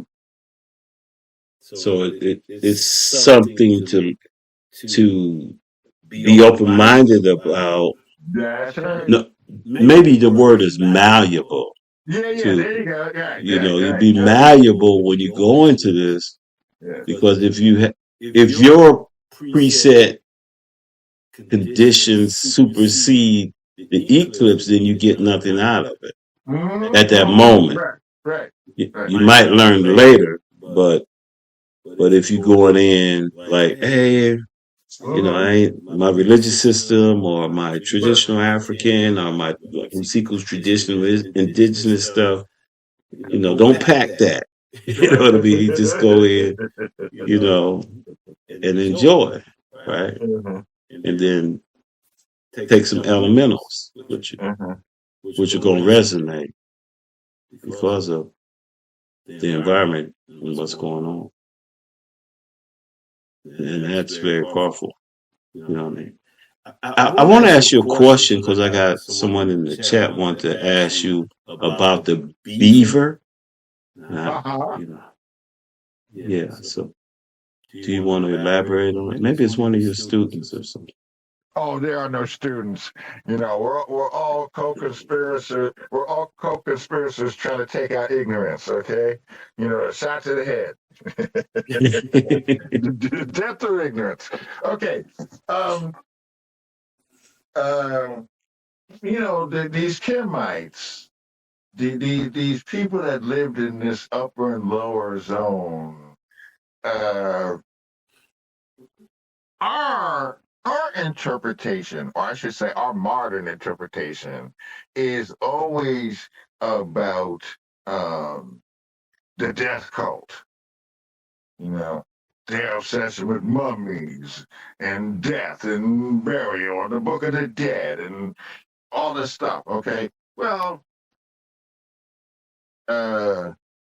the Kemites said, while we are in our non-sleeping stage, in other words, while we're walking around, that we should pay attention to the other creations because they are, in fact, our teachers. And they are here to show us, to demonstrate to us, and also to teach us the proper ways of working with and using energy. The beaver, of course, is uh, well, it is a particular fascination because growing up in New York City, we always had an emphasis on the beaver. It's right on the city flag. And, from the moment they got here, there were beavers always making dams and changing waterways. Also, too, I found it fascinating and that I took art history in high school. And um, one of the things that was highly unexplained was how many of these pictures of these royals that we have from way back, on their royal, those big coats that they used to wear with the royal, the crowns and the pearls and all that stuff in it. Well, a lot of them had beaver coats and stuff. Okay, and these pictures were painted before Christopher came to America.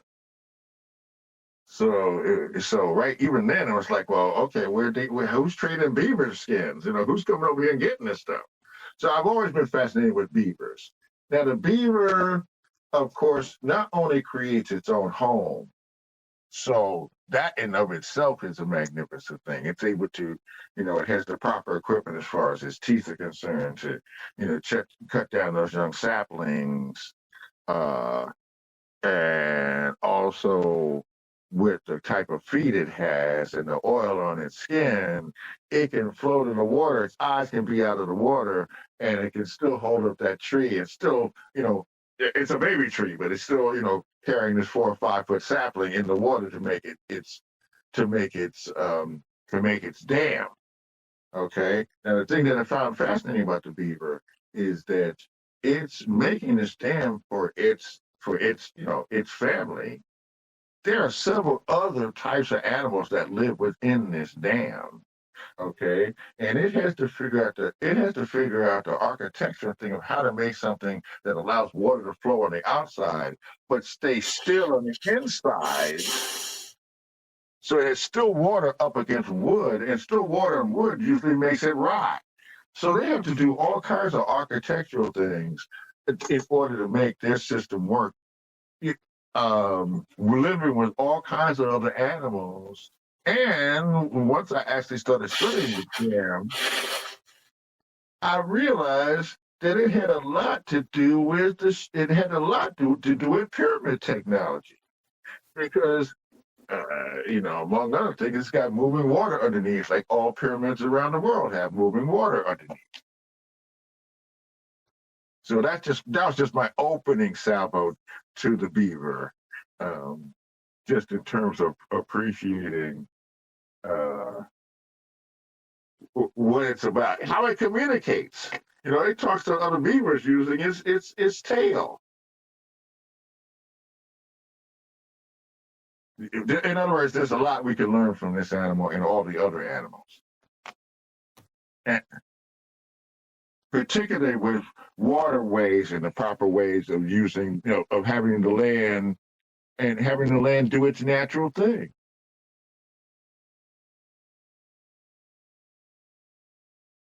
As quiet as it's kept, there was a Supreme Court judgment last year, and basically it was, without going into the details, it was a judgment against.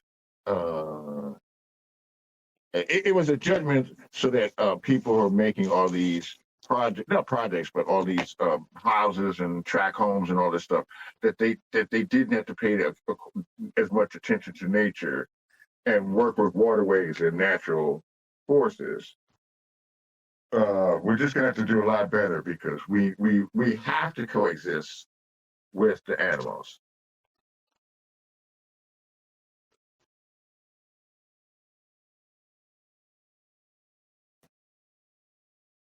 So that's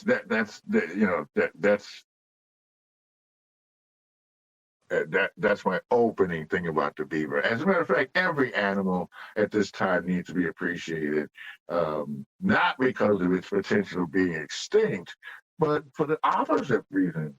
so that we appreciate what each and every one of our functions are, and so that we can encourage each, like if there's certain bugs that need to be in my garden, and I want to have the flowers that those need to eat so that they can sustain themselves. We're all this is all one system.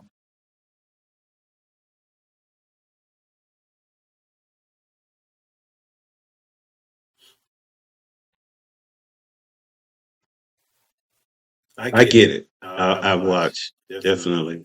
I I didn't hit the robin, but I went over him before I realized it was. And it Mm-hmm. was disturbing. You know what I mean? Like, Yep.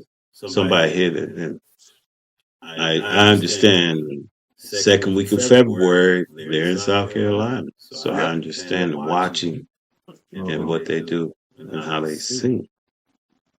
When we look at the purpose of Little Egypt, Cairo, and Illinois, Uh-huh. and this eclipse is making the X there. And now that we know that our ancestors could calculate that, do you see a particular vortex there? Why they built that, even with St. Louis and the Arch and the rivers that came together there, the Ohio River and the Mississippi River. Do you think that there's some type of CERN there? Not the man-made thing, but a vortex energy there, similar to maybe the Bermuda Triangle. Uh, um,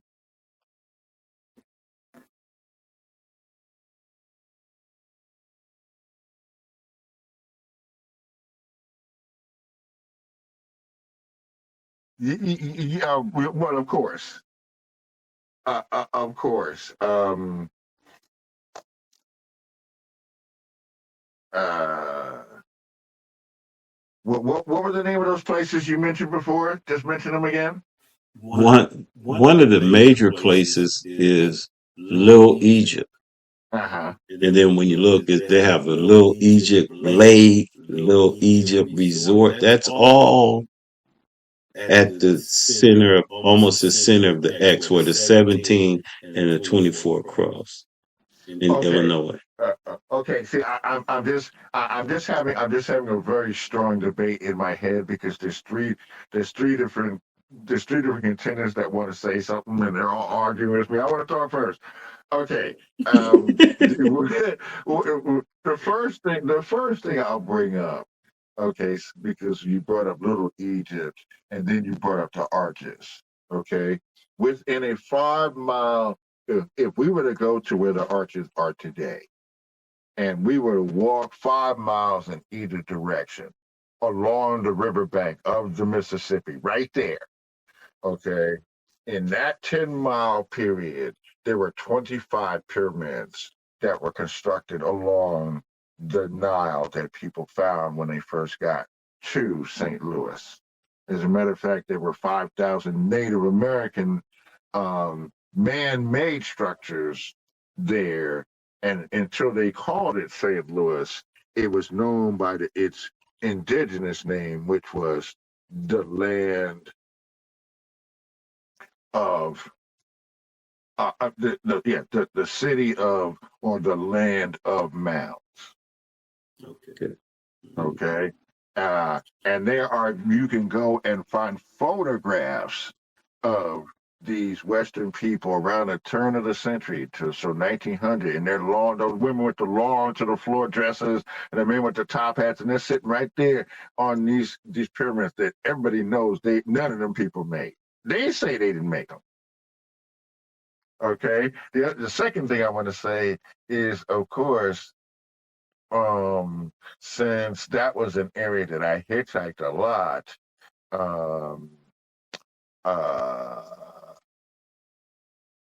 and then going up the Nile, eventually when it made that turn up and to the left, you know, in other words, one of the first places that it starts is called Cairo, Illinois. Yep. And I'm like, wait a minute, this can't be a coincidence. All these comedic things, and you got Memphis. Okay, so no, that there's a heavy uh, ancient Kemite CERN energy going on there. Wow.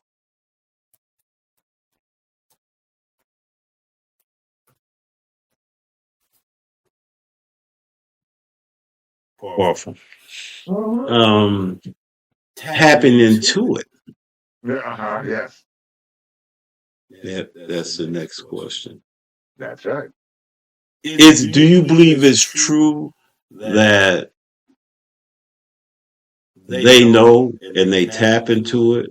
Just like there's people that believe that the Super Bowl is a ritual and they get all these people to believe in the Super Bowl and they use that energy. Uh, Once again, I always address this type of question by saying, as a scientist, I don't have enough data to say if it's intentional, but as a scientist, I can say the result is still the same. Mm-hmm. In other words, whether they intended to do that or whether they just worked out that way, yes, it is being used as a ritual for programming. Uh, you know, I mean, they program people all the time. It's the fact that they can do it all at one time. Yeah, absolutely. And your bigger question, because you asked the question before that, yes, they know about it. You know, but sometimes they stumble into it, but most of the time, uh, they have enough. They've educated enough people to recognize syndromes, so when they run across it, you know, that they can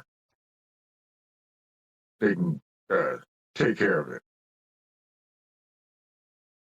I mean, there are too many stories in too many newspapers throughout this country about people finding something on their land and calling the proper authorities, and then the official people show up, and then it's never heard of again. Yes. Yeah, So definitely. that's not movies. That happens all the time. So but once again, because people, you know, we have to take the information is being dispersed out to every intelligent being, and this is not like a SAT, where we're being compared to other people or something. It's like it's up to us to figure out how to make that energy work and how to move it forward.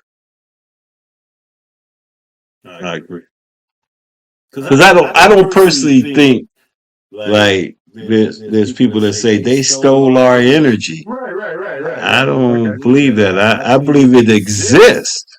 And then if you utilize it, use it. Also, family, right now, that's the picture of the diamond, what they talk about during the eclipse. It resembles something like that. Excellent. Yeah. Yeah, I do. I, I just personally believe that it's there. It's all around. It's just like, if there's gold, when it comes and it gets in your water, then if you don't get it, how can you say that they stole our energy? You know what I mean? It's been coming. It's just a matter of you getting involved in it. You know what I'm saying? Well, once again, uh, uh, uh, my my my response is, what's stopping us from using that? Thank you. Okay, they stole it. I'll grant you that. And okay, should that be motivation for us to go and try and get it sooner and faster and spread it more effectively?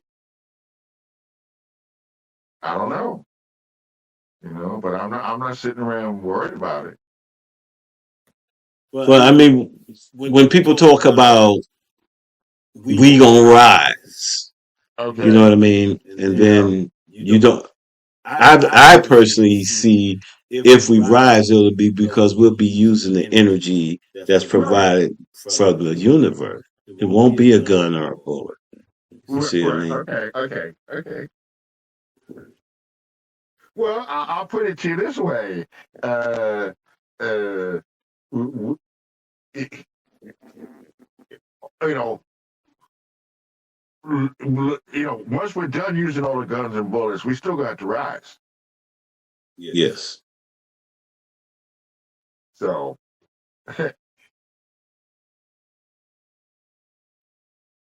And and uh, like any, you asked me for concrete um things that people can do. And even though this seems like one of the most minor ones, this is something I consider to be extremely medical. And that is, you know, these are uh, events that don't occur that often. And the energy is highly concentrated, meaning that once the sun starts to do its thing, for that time period, it can literally do damage if we look at it. Now, we're going to look at it with the proper equipment or whatever. But what I'm saying is, because this is such an intense event, we have to give it the proper respect and realize that give ourselves another 3 days to physically process this. I don't mean mentally or spiritually or whatever. I mean, you know, take a break, go to bed earlier, drink more water. This kind of thing. It doesn't seem like it has that powerful of an effect, but it's going to be working on us gravitationally for quite some time. that's powerful because when you add that we moved into the Christi Uga, Yeah, right? yeah. Uh-huh. And then we're getting an event that is working in conjunction with the Christi Uga because you use the word concentrated. This energy is going to be more concentrated. Mm-hmm. And then we've mentioned pyramids. A lot of those pyramids was built when the energy was more concentrated. That's right. That's right. And so uh, it would be a time to get it. Actually, it'd be time for your children, especially if you have what they call crystal children Mm-hmm. Mm-hmm. and those special children. Then Right. they should be out there with it. Mm-hmm. Just for so that you can ensure that whatever special DNA they have, Mm-hmm. then they would get activated. So this would be more so for the young Right. than it is for us. You know, Mm-hmm. you see what I mean? Like that. Mm-hmm. And I want to get off my soapbox, but I just personally believe that it's a once in a lifetime event that can help push you over, to the information you want to get or your personal spiritual growth, or more importantly, the water that you leave so that the ancestors can give you energy, it'll put you on track with what the universe saying is going to manifest. Right. Because what I say going to manifest may not be how they want. It may not want that to exist. Like us trying to bring back the old Moorish government. Right. There's no government that's ever came back after they've Mm-hmm. fallen. Right. You know, so it's got to be something new. And those answers can be given to you at any time, but maybe more so now. And I so know. You took the words right out of my head, out of my mind. Yes. Uh-huh. please elaborate, please. Well, you know, it would be, we think it would be easy to go back to the familiar, you know, and it's only easy in the sense that we've worn those creases into those pants or into that jacket. You know, we know how far it goes in, but that doesn't necessarily mean that that it serves the purpose of now. You know, it served its purpose, and it's time for us to go into whatever form that it wants to take on. Okay, now us Yes. purists, we walk around, with our heads, with our noses in the air, like they used to say, talked about, well, there was a time when the air was so pure, we just walk around and all we had to do was, just breathe. And there was, uh, monatomic gold and metals that were coming from space. That's absolutely true. That happened for thousands of years, okay, and led to some of the heaviest consciousness there was. On the other hand, okay, we are just entering into the Atlantean time frame, uh, and from the way that the waves are interpreted in uh, in the in the Aquarian in the Aquarian realm, okay, while they're doing everything possible to put the chemtrails in the air to block out the natural monatomic metals that come here from space. Yes, that happens all day long. At the same time, any Aquarian will tell you you got more gold in your hand that you're holding your phone, and since most people got phones now, we got gold. We got gold right here.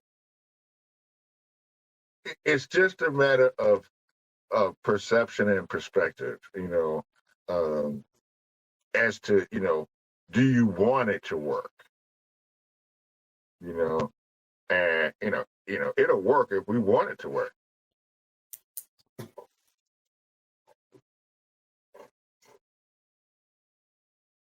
Not because we're hoping or wishing, but because, all things can change into all other things. I get it. And no, but to your point, how come the governments, how come they never change back into those same governments? That'd be easier. We know all the names, we know the roles, we know all the positions. That's not the most creative way. That's not the thing. Definitely. In history, they don't. Now, here's the other thing I want to tell you, and then I got to go. Okay. Okay. Um. Okay. This was an incoming last minute thing. Okay, and that is, if we are growing our food, if we are growing our vegetables and fruit trees, if we're going to the farmer that we know and getting the stuff from him or her, if we're getting it from the grocery store, we're sending off, please, please, please, we have got to talk with our food. Okay? And I say this because our food is tired. And if we just talk with the food and the food tells us it's tired, then that might urge us to look for healthier food. And generally, when I say that, people interpret that as meaning, oh, well, find a better Starbucks or a better whole foods. No, I'm talking about, eventually getting to the point where we're actually tending to or knowing the people that tend to our food. The food should be healthy, and we. In other words, what I'm saying is we have got to stop complaining about the lack of fresh food, and we've got to make a commitment to start being on the road to growing and distributing fresh food.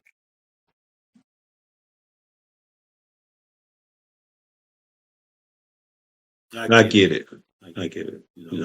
I'm Henny Penny, so I think we should be growing our food because it could be a day just like the harbor, and you don't have Uh-huh. access Uh-huh. to it. And you got 60 days to Right. survive.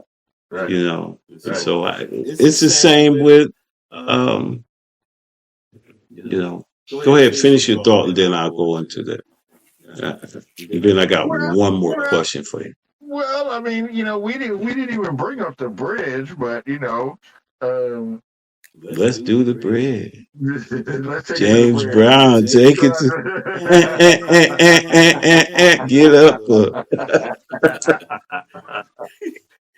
get up. Like a sex machine, yes. Yes, sir. Maceo, Lester, Yes, give it to me, Lester. yes. um, you know, the fact that uh, they were they hit one section of this bridge, and because it's a type of bridge called a cantilever bridge. You take out one part. If you take it out, and it the other parts won't function. You know, but in this particular case, it's blocking the harbor, so they gotta get this thing up in order to remove it, in order to get the truck, to get the stuff in and out of the harbor. In other words, this is connected to our food in the sense that you know it's bad enough uh, that we got to unload our food from the ship and then has to have a truck bring it over the bridge. But now we can't even get it through the port. So it's just time. It's just time that we take more. We take the reins and we say we can do this. We don't have to depend on other people. Oh, by the way, that is also um, you know just inches from where the man wrote our national anthem. Wow. The tribute to war. So there might be a little tinge of that too. You know, I've heard a lot. Plus, I have my own theory with it. But of course. it's been, yeah, and I don't doubt nothing. And that's another reason why what you're saying about looking at food is Mm-hmm. important because there's a lot of people don't believe in coincidences anymore. Uh-huh. And Uh-huh. I guess I'll leave it at that. But I, don't don't want to get kicked off me. I get started. But there's a lot of people don't. So I looked at the metaphysics of the frequency. Uh-huh. There Uh-huh.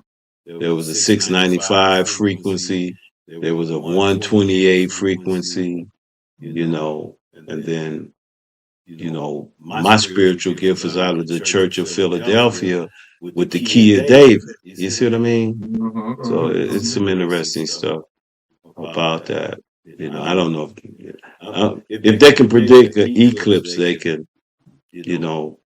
do what they do. But it's more for me. It's a call. It's like the final call Right. to get those things you need. That's You right. know, That's right. because this ain't the first time this chain has been attacked. When them boys was messing with the Suez Canal, Right. and they had to go around the Horn of Africa, that messed with some stuff. You see, That's you know, exactly right. and so Exactly right, my friend. you know, it's a thing where it's about being prepared.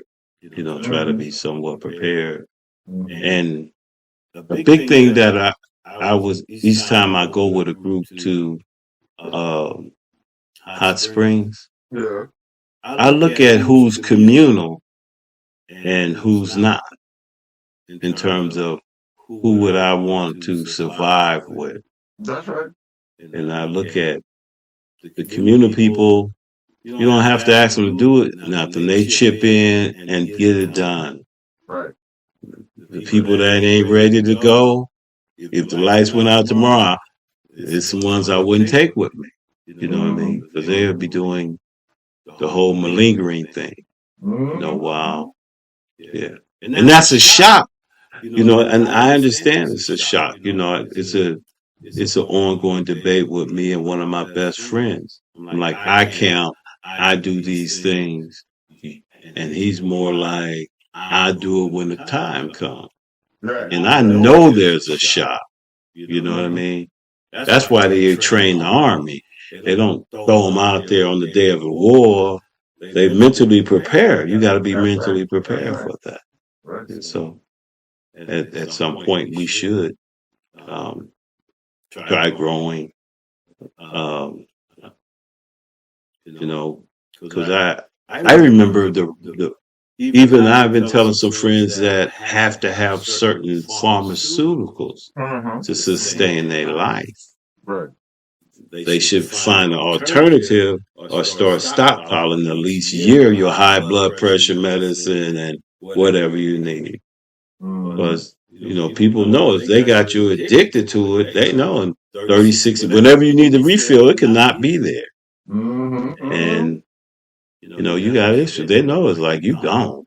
Or you out trying to rob somebody Uh-huh. to get it. That's the thing that I think that we should prepare for. We just can't take things for granted. It's like it's like a welfare state, you know, Mm, like that.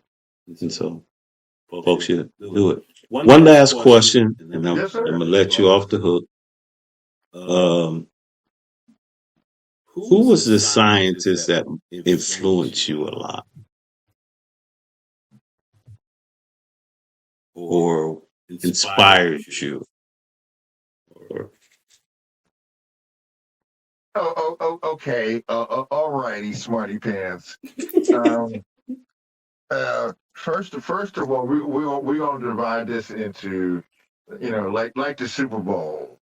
okay, Um, you know, there's the first half and then there's the second half. So in the first half, of course, if this was a made-for-TV movie, then of course I would be talking about George Washington Carver and Luther Burbank. Uh, Obviously, two giants in the field of agriculture and plant development. But I would be remiss because I would not in any way have appreciated their greatness had I not had my grandma Cindy in my life. Even though Ashe, she Ashe. even though she was not what people would call a straight up scientist with the test tubes and the Bunsen burners, she knew all that stuff. She chose to be exactly as you said. I've got my store bought stuff in on the shelf, and I got my two um my two my two bushels hanging out drying in the barn. In other words, she got the natural stuff in case the man-made medicine runs out. Because she was using that bushel thing long before they made that mess. Now, in terms of the actual quote unquote what society would call scientists, I had no choice. I had no choice but uh, to um, learn about and revere George Washington Carver first, and then Luther Burbank. And I think I've told you this story before, but it's worth repeating. That my first piano, well, my piano teacher asked me what I wanted to do, what I was interested in life. And I said to him, I'm interested in agriculture. And looked he looked at me and said, well, young man, my college dormitory was over the laboratory of George Washington Carver. And so every year, every week for 10 years, I had a piano lesson and then a 10-minute story about George Washington Carver. And learning about his plant hospital, I had no choice but to try and duplicate that in my backyard as well. Um, uh, and then, of course, Luther Burbank.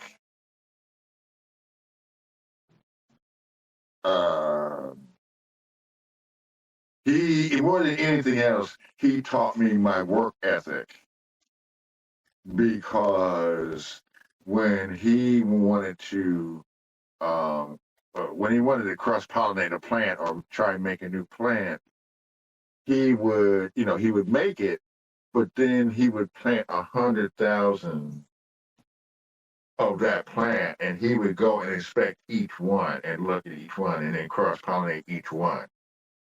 So he was definitely a hands-on, not automatic sprinklers to feed the plants kind of guy. Mm. And he invented about 20 different vegetables, and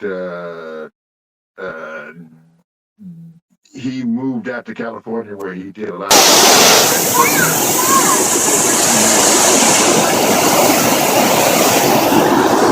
Come on. Wow. It's getting ready to go. 3 people that I greatly got science from as a kid. I want to mention Captain Nemo, of course, as well. The character from the movies that had the underwater ship that was blowing up all the warships. Mm-hmm. Yeah, he was a great inspiration to me too. But yeah. Oh, I appreciate it. Not that I'm being nosy. I just appreciate it. No, I mean, first of all, I mean, that's, once again, that would be like the Hallmark card version of the answer, because It's dark. You can see the star come out. Yeah. Yo. Wow. Look at that, Ruby. Oh, hang on a minute. That's nice right there. Wow. It's dark. It's nighttime. Are you taking for everybody? Okay. Mine's not coming out like that. Mine's not coming out like that. Mine ain't either. It's not coming out like that. Mine ain't just for the light. this is a duplication that's less quality. And so growing up, I saw this all the time, that people would hire black engineers, black electricians for stuff that they couldn't figure out, or that they had the blueprints, but they needed their help. So the idea of anything that dealt with thinking, especially with farming and agriculture, because there were so many places in Harlem that between the buildings, someone had a little place that they're growing their food. That was commonplace.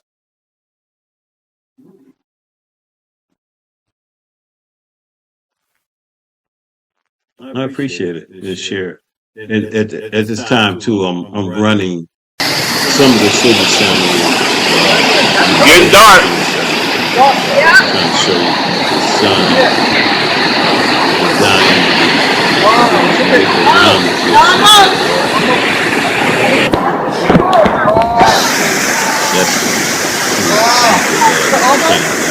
Wow. Look at the darkness. unfortunately, I didn't get put the corona because when the shadow came over, it got so dark. Tried to put the camera down to get her, like that. But it's very powerful, Well, you know. I will say from a scientific standpoint, this is one of those, you got greater odds of winning the lottery kind of thing. But if there is a coronal mass ejection uh, during that time period, you'll be able to see that. Mm, And that is when the sun lets off that magnetic energy in a 360-degree, it goes in all directions.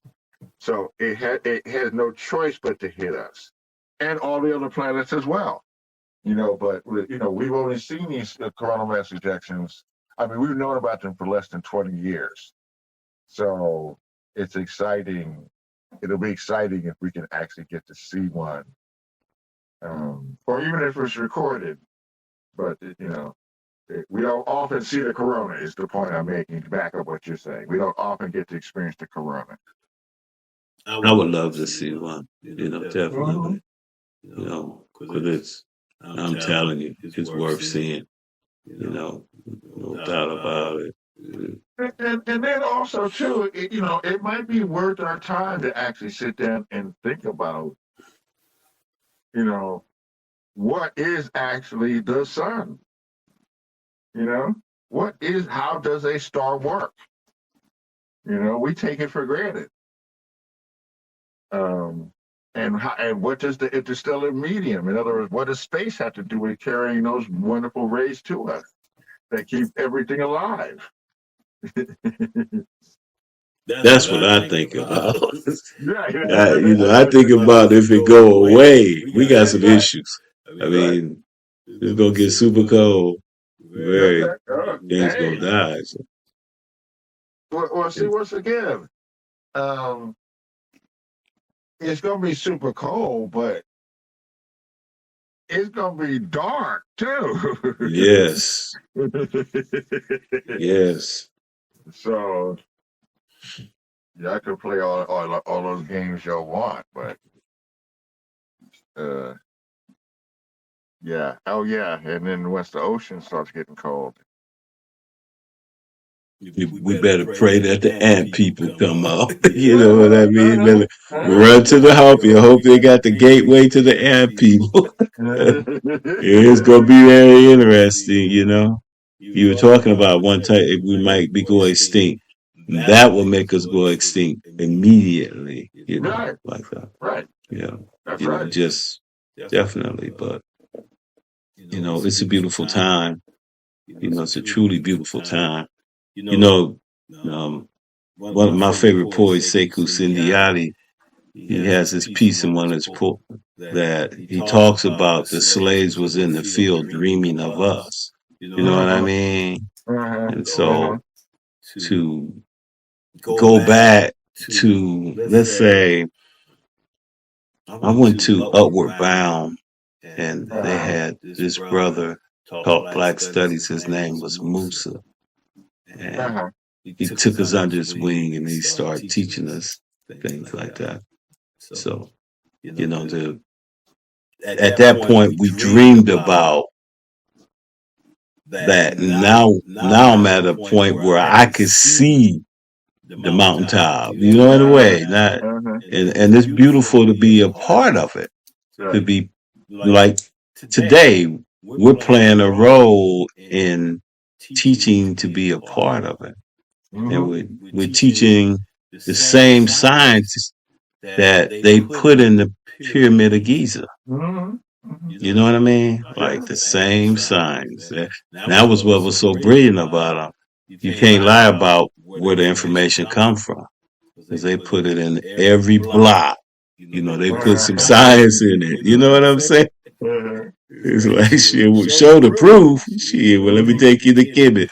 Let alone, and that's not taking away. I could take you to Ohio to the Snake Mound and Uh-huh. Uh-huh. how you see what I mean. So there's places here we can go and learn a truth. I'm not gonna say it's our energy. I'm just gonna say that our ancestors tapped into it at that time. You know. That's a beautiful thing.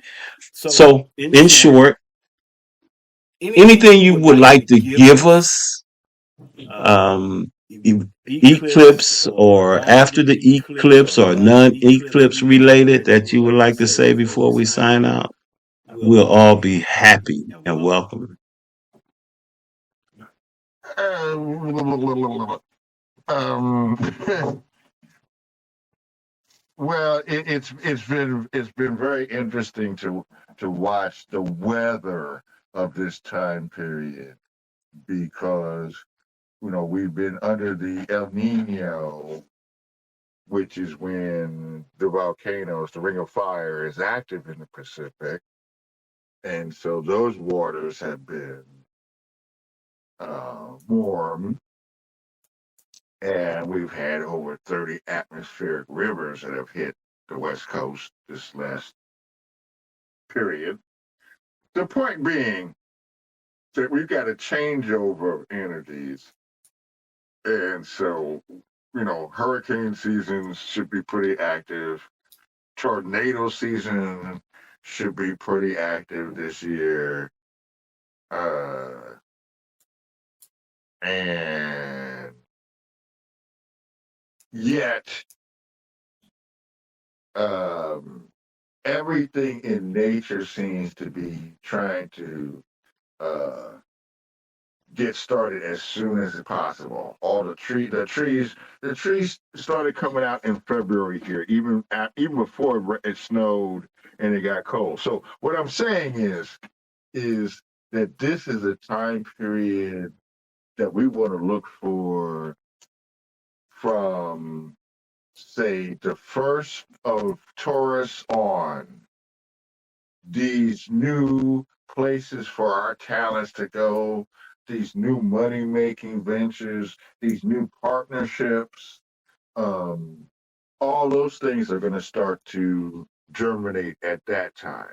So do our cleansing, continue to do our due diligence, talk with our plants, but don't be surprised when new opportunities start to show up at the middle of this month. Well, thank you. I appreciate it. And mine would be try to stay close to your family during full moon. Yeah. Something about that energy. Yeah. So definitely try to do that. Well, I appreciate you, brother. I love you. And thanks for your education, primarily for me too. And so hopefully we'll do it again. Family, this is 2024 Tools of the Eclipse. And one other note, the program that Lester and I did, the Tools for the Eclipse in 2017, should be uploaded on this YouTube. So you can go back and get juicy stuff from that he gave us, along with the juicy stuff that he gave us. Yeah, and this Lesser Loving, very accessible family. He's been a teacher for a long, long time in our community. And so let's give him applause for that. We appreciate you teaching. It's not always rewarding, but the point is you start teaching, before we started seeing evidence of the change. Because, like my daughter and these youngers, they take it for granted. It's like, what? That blah, blah, blah, blah, blah. Like it wasn't always back there. In 69, when I started, tippy-toed around some of this crap. You know what I mean? You go to the family reunion, you ain't even talk about it. Now you go to reunion today. Some families, they don't talk about Christianity. They talking. Those things have changed. So we appreciate you. If you're not told enough, we definitely appreciate you. And family, thanks for y'all coming. You know what I mean? It'll be on YouTube so you can recap it, fast forward, especially when you look at the fire, water, air, and taking some of those things. And with that, I'm Brother Yusiku of the Ringing Stone Network.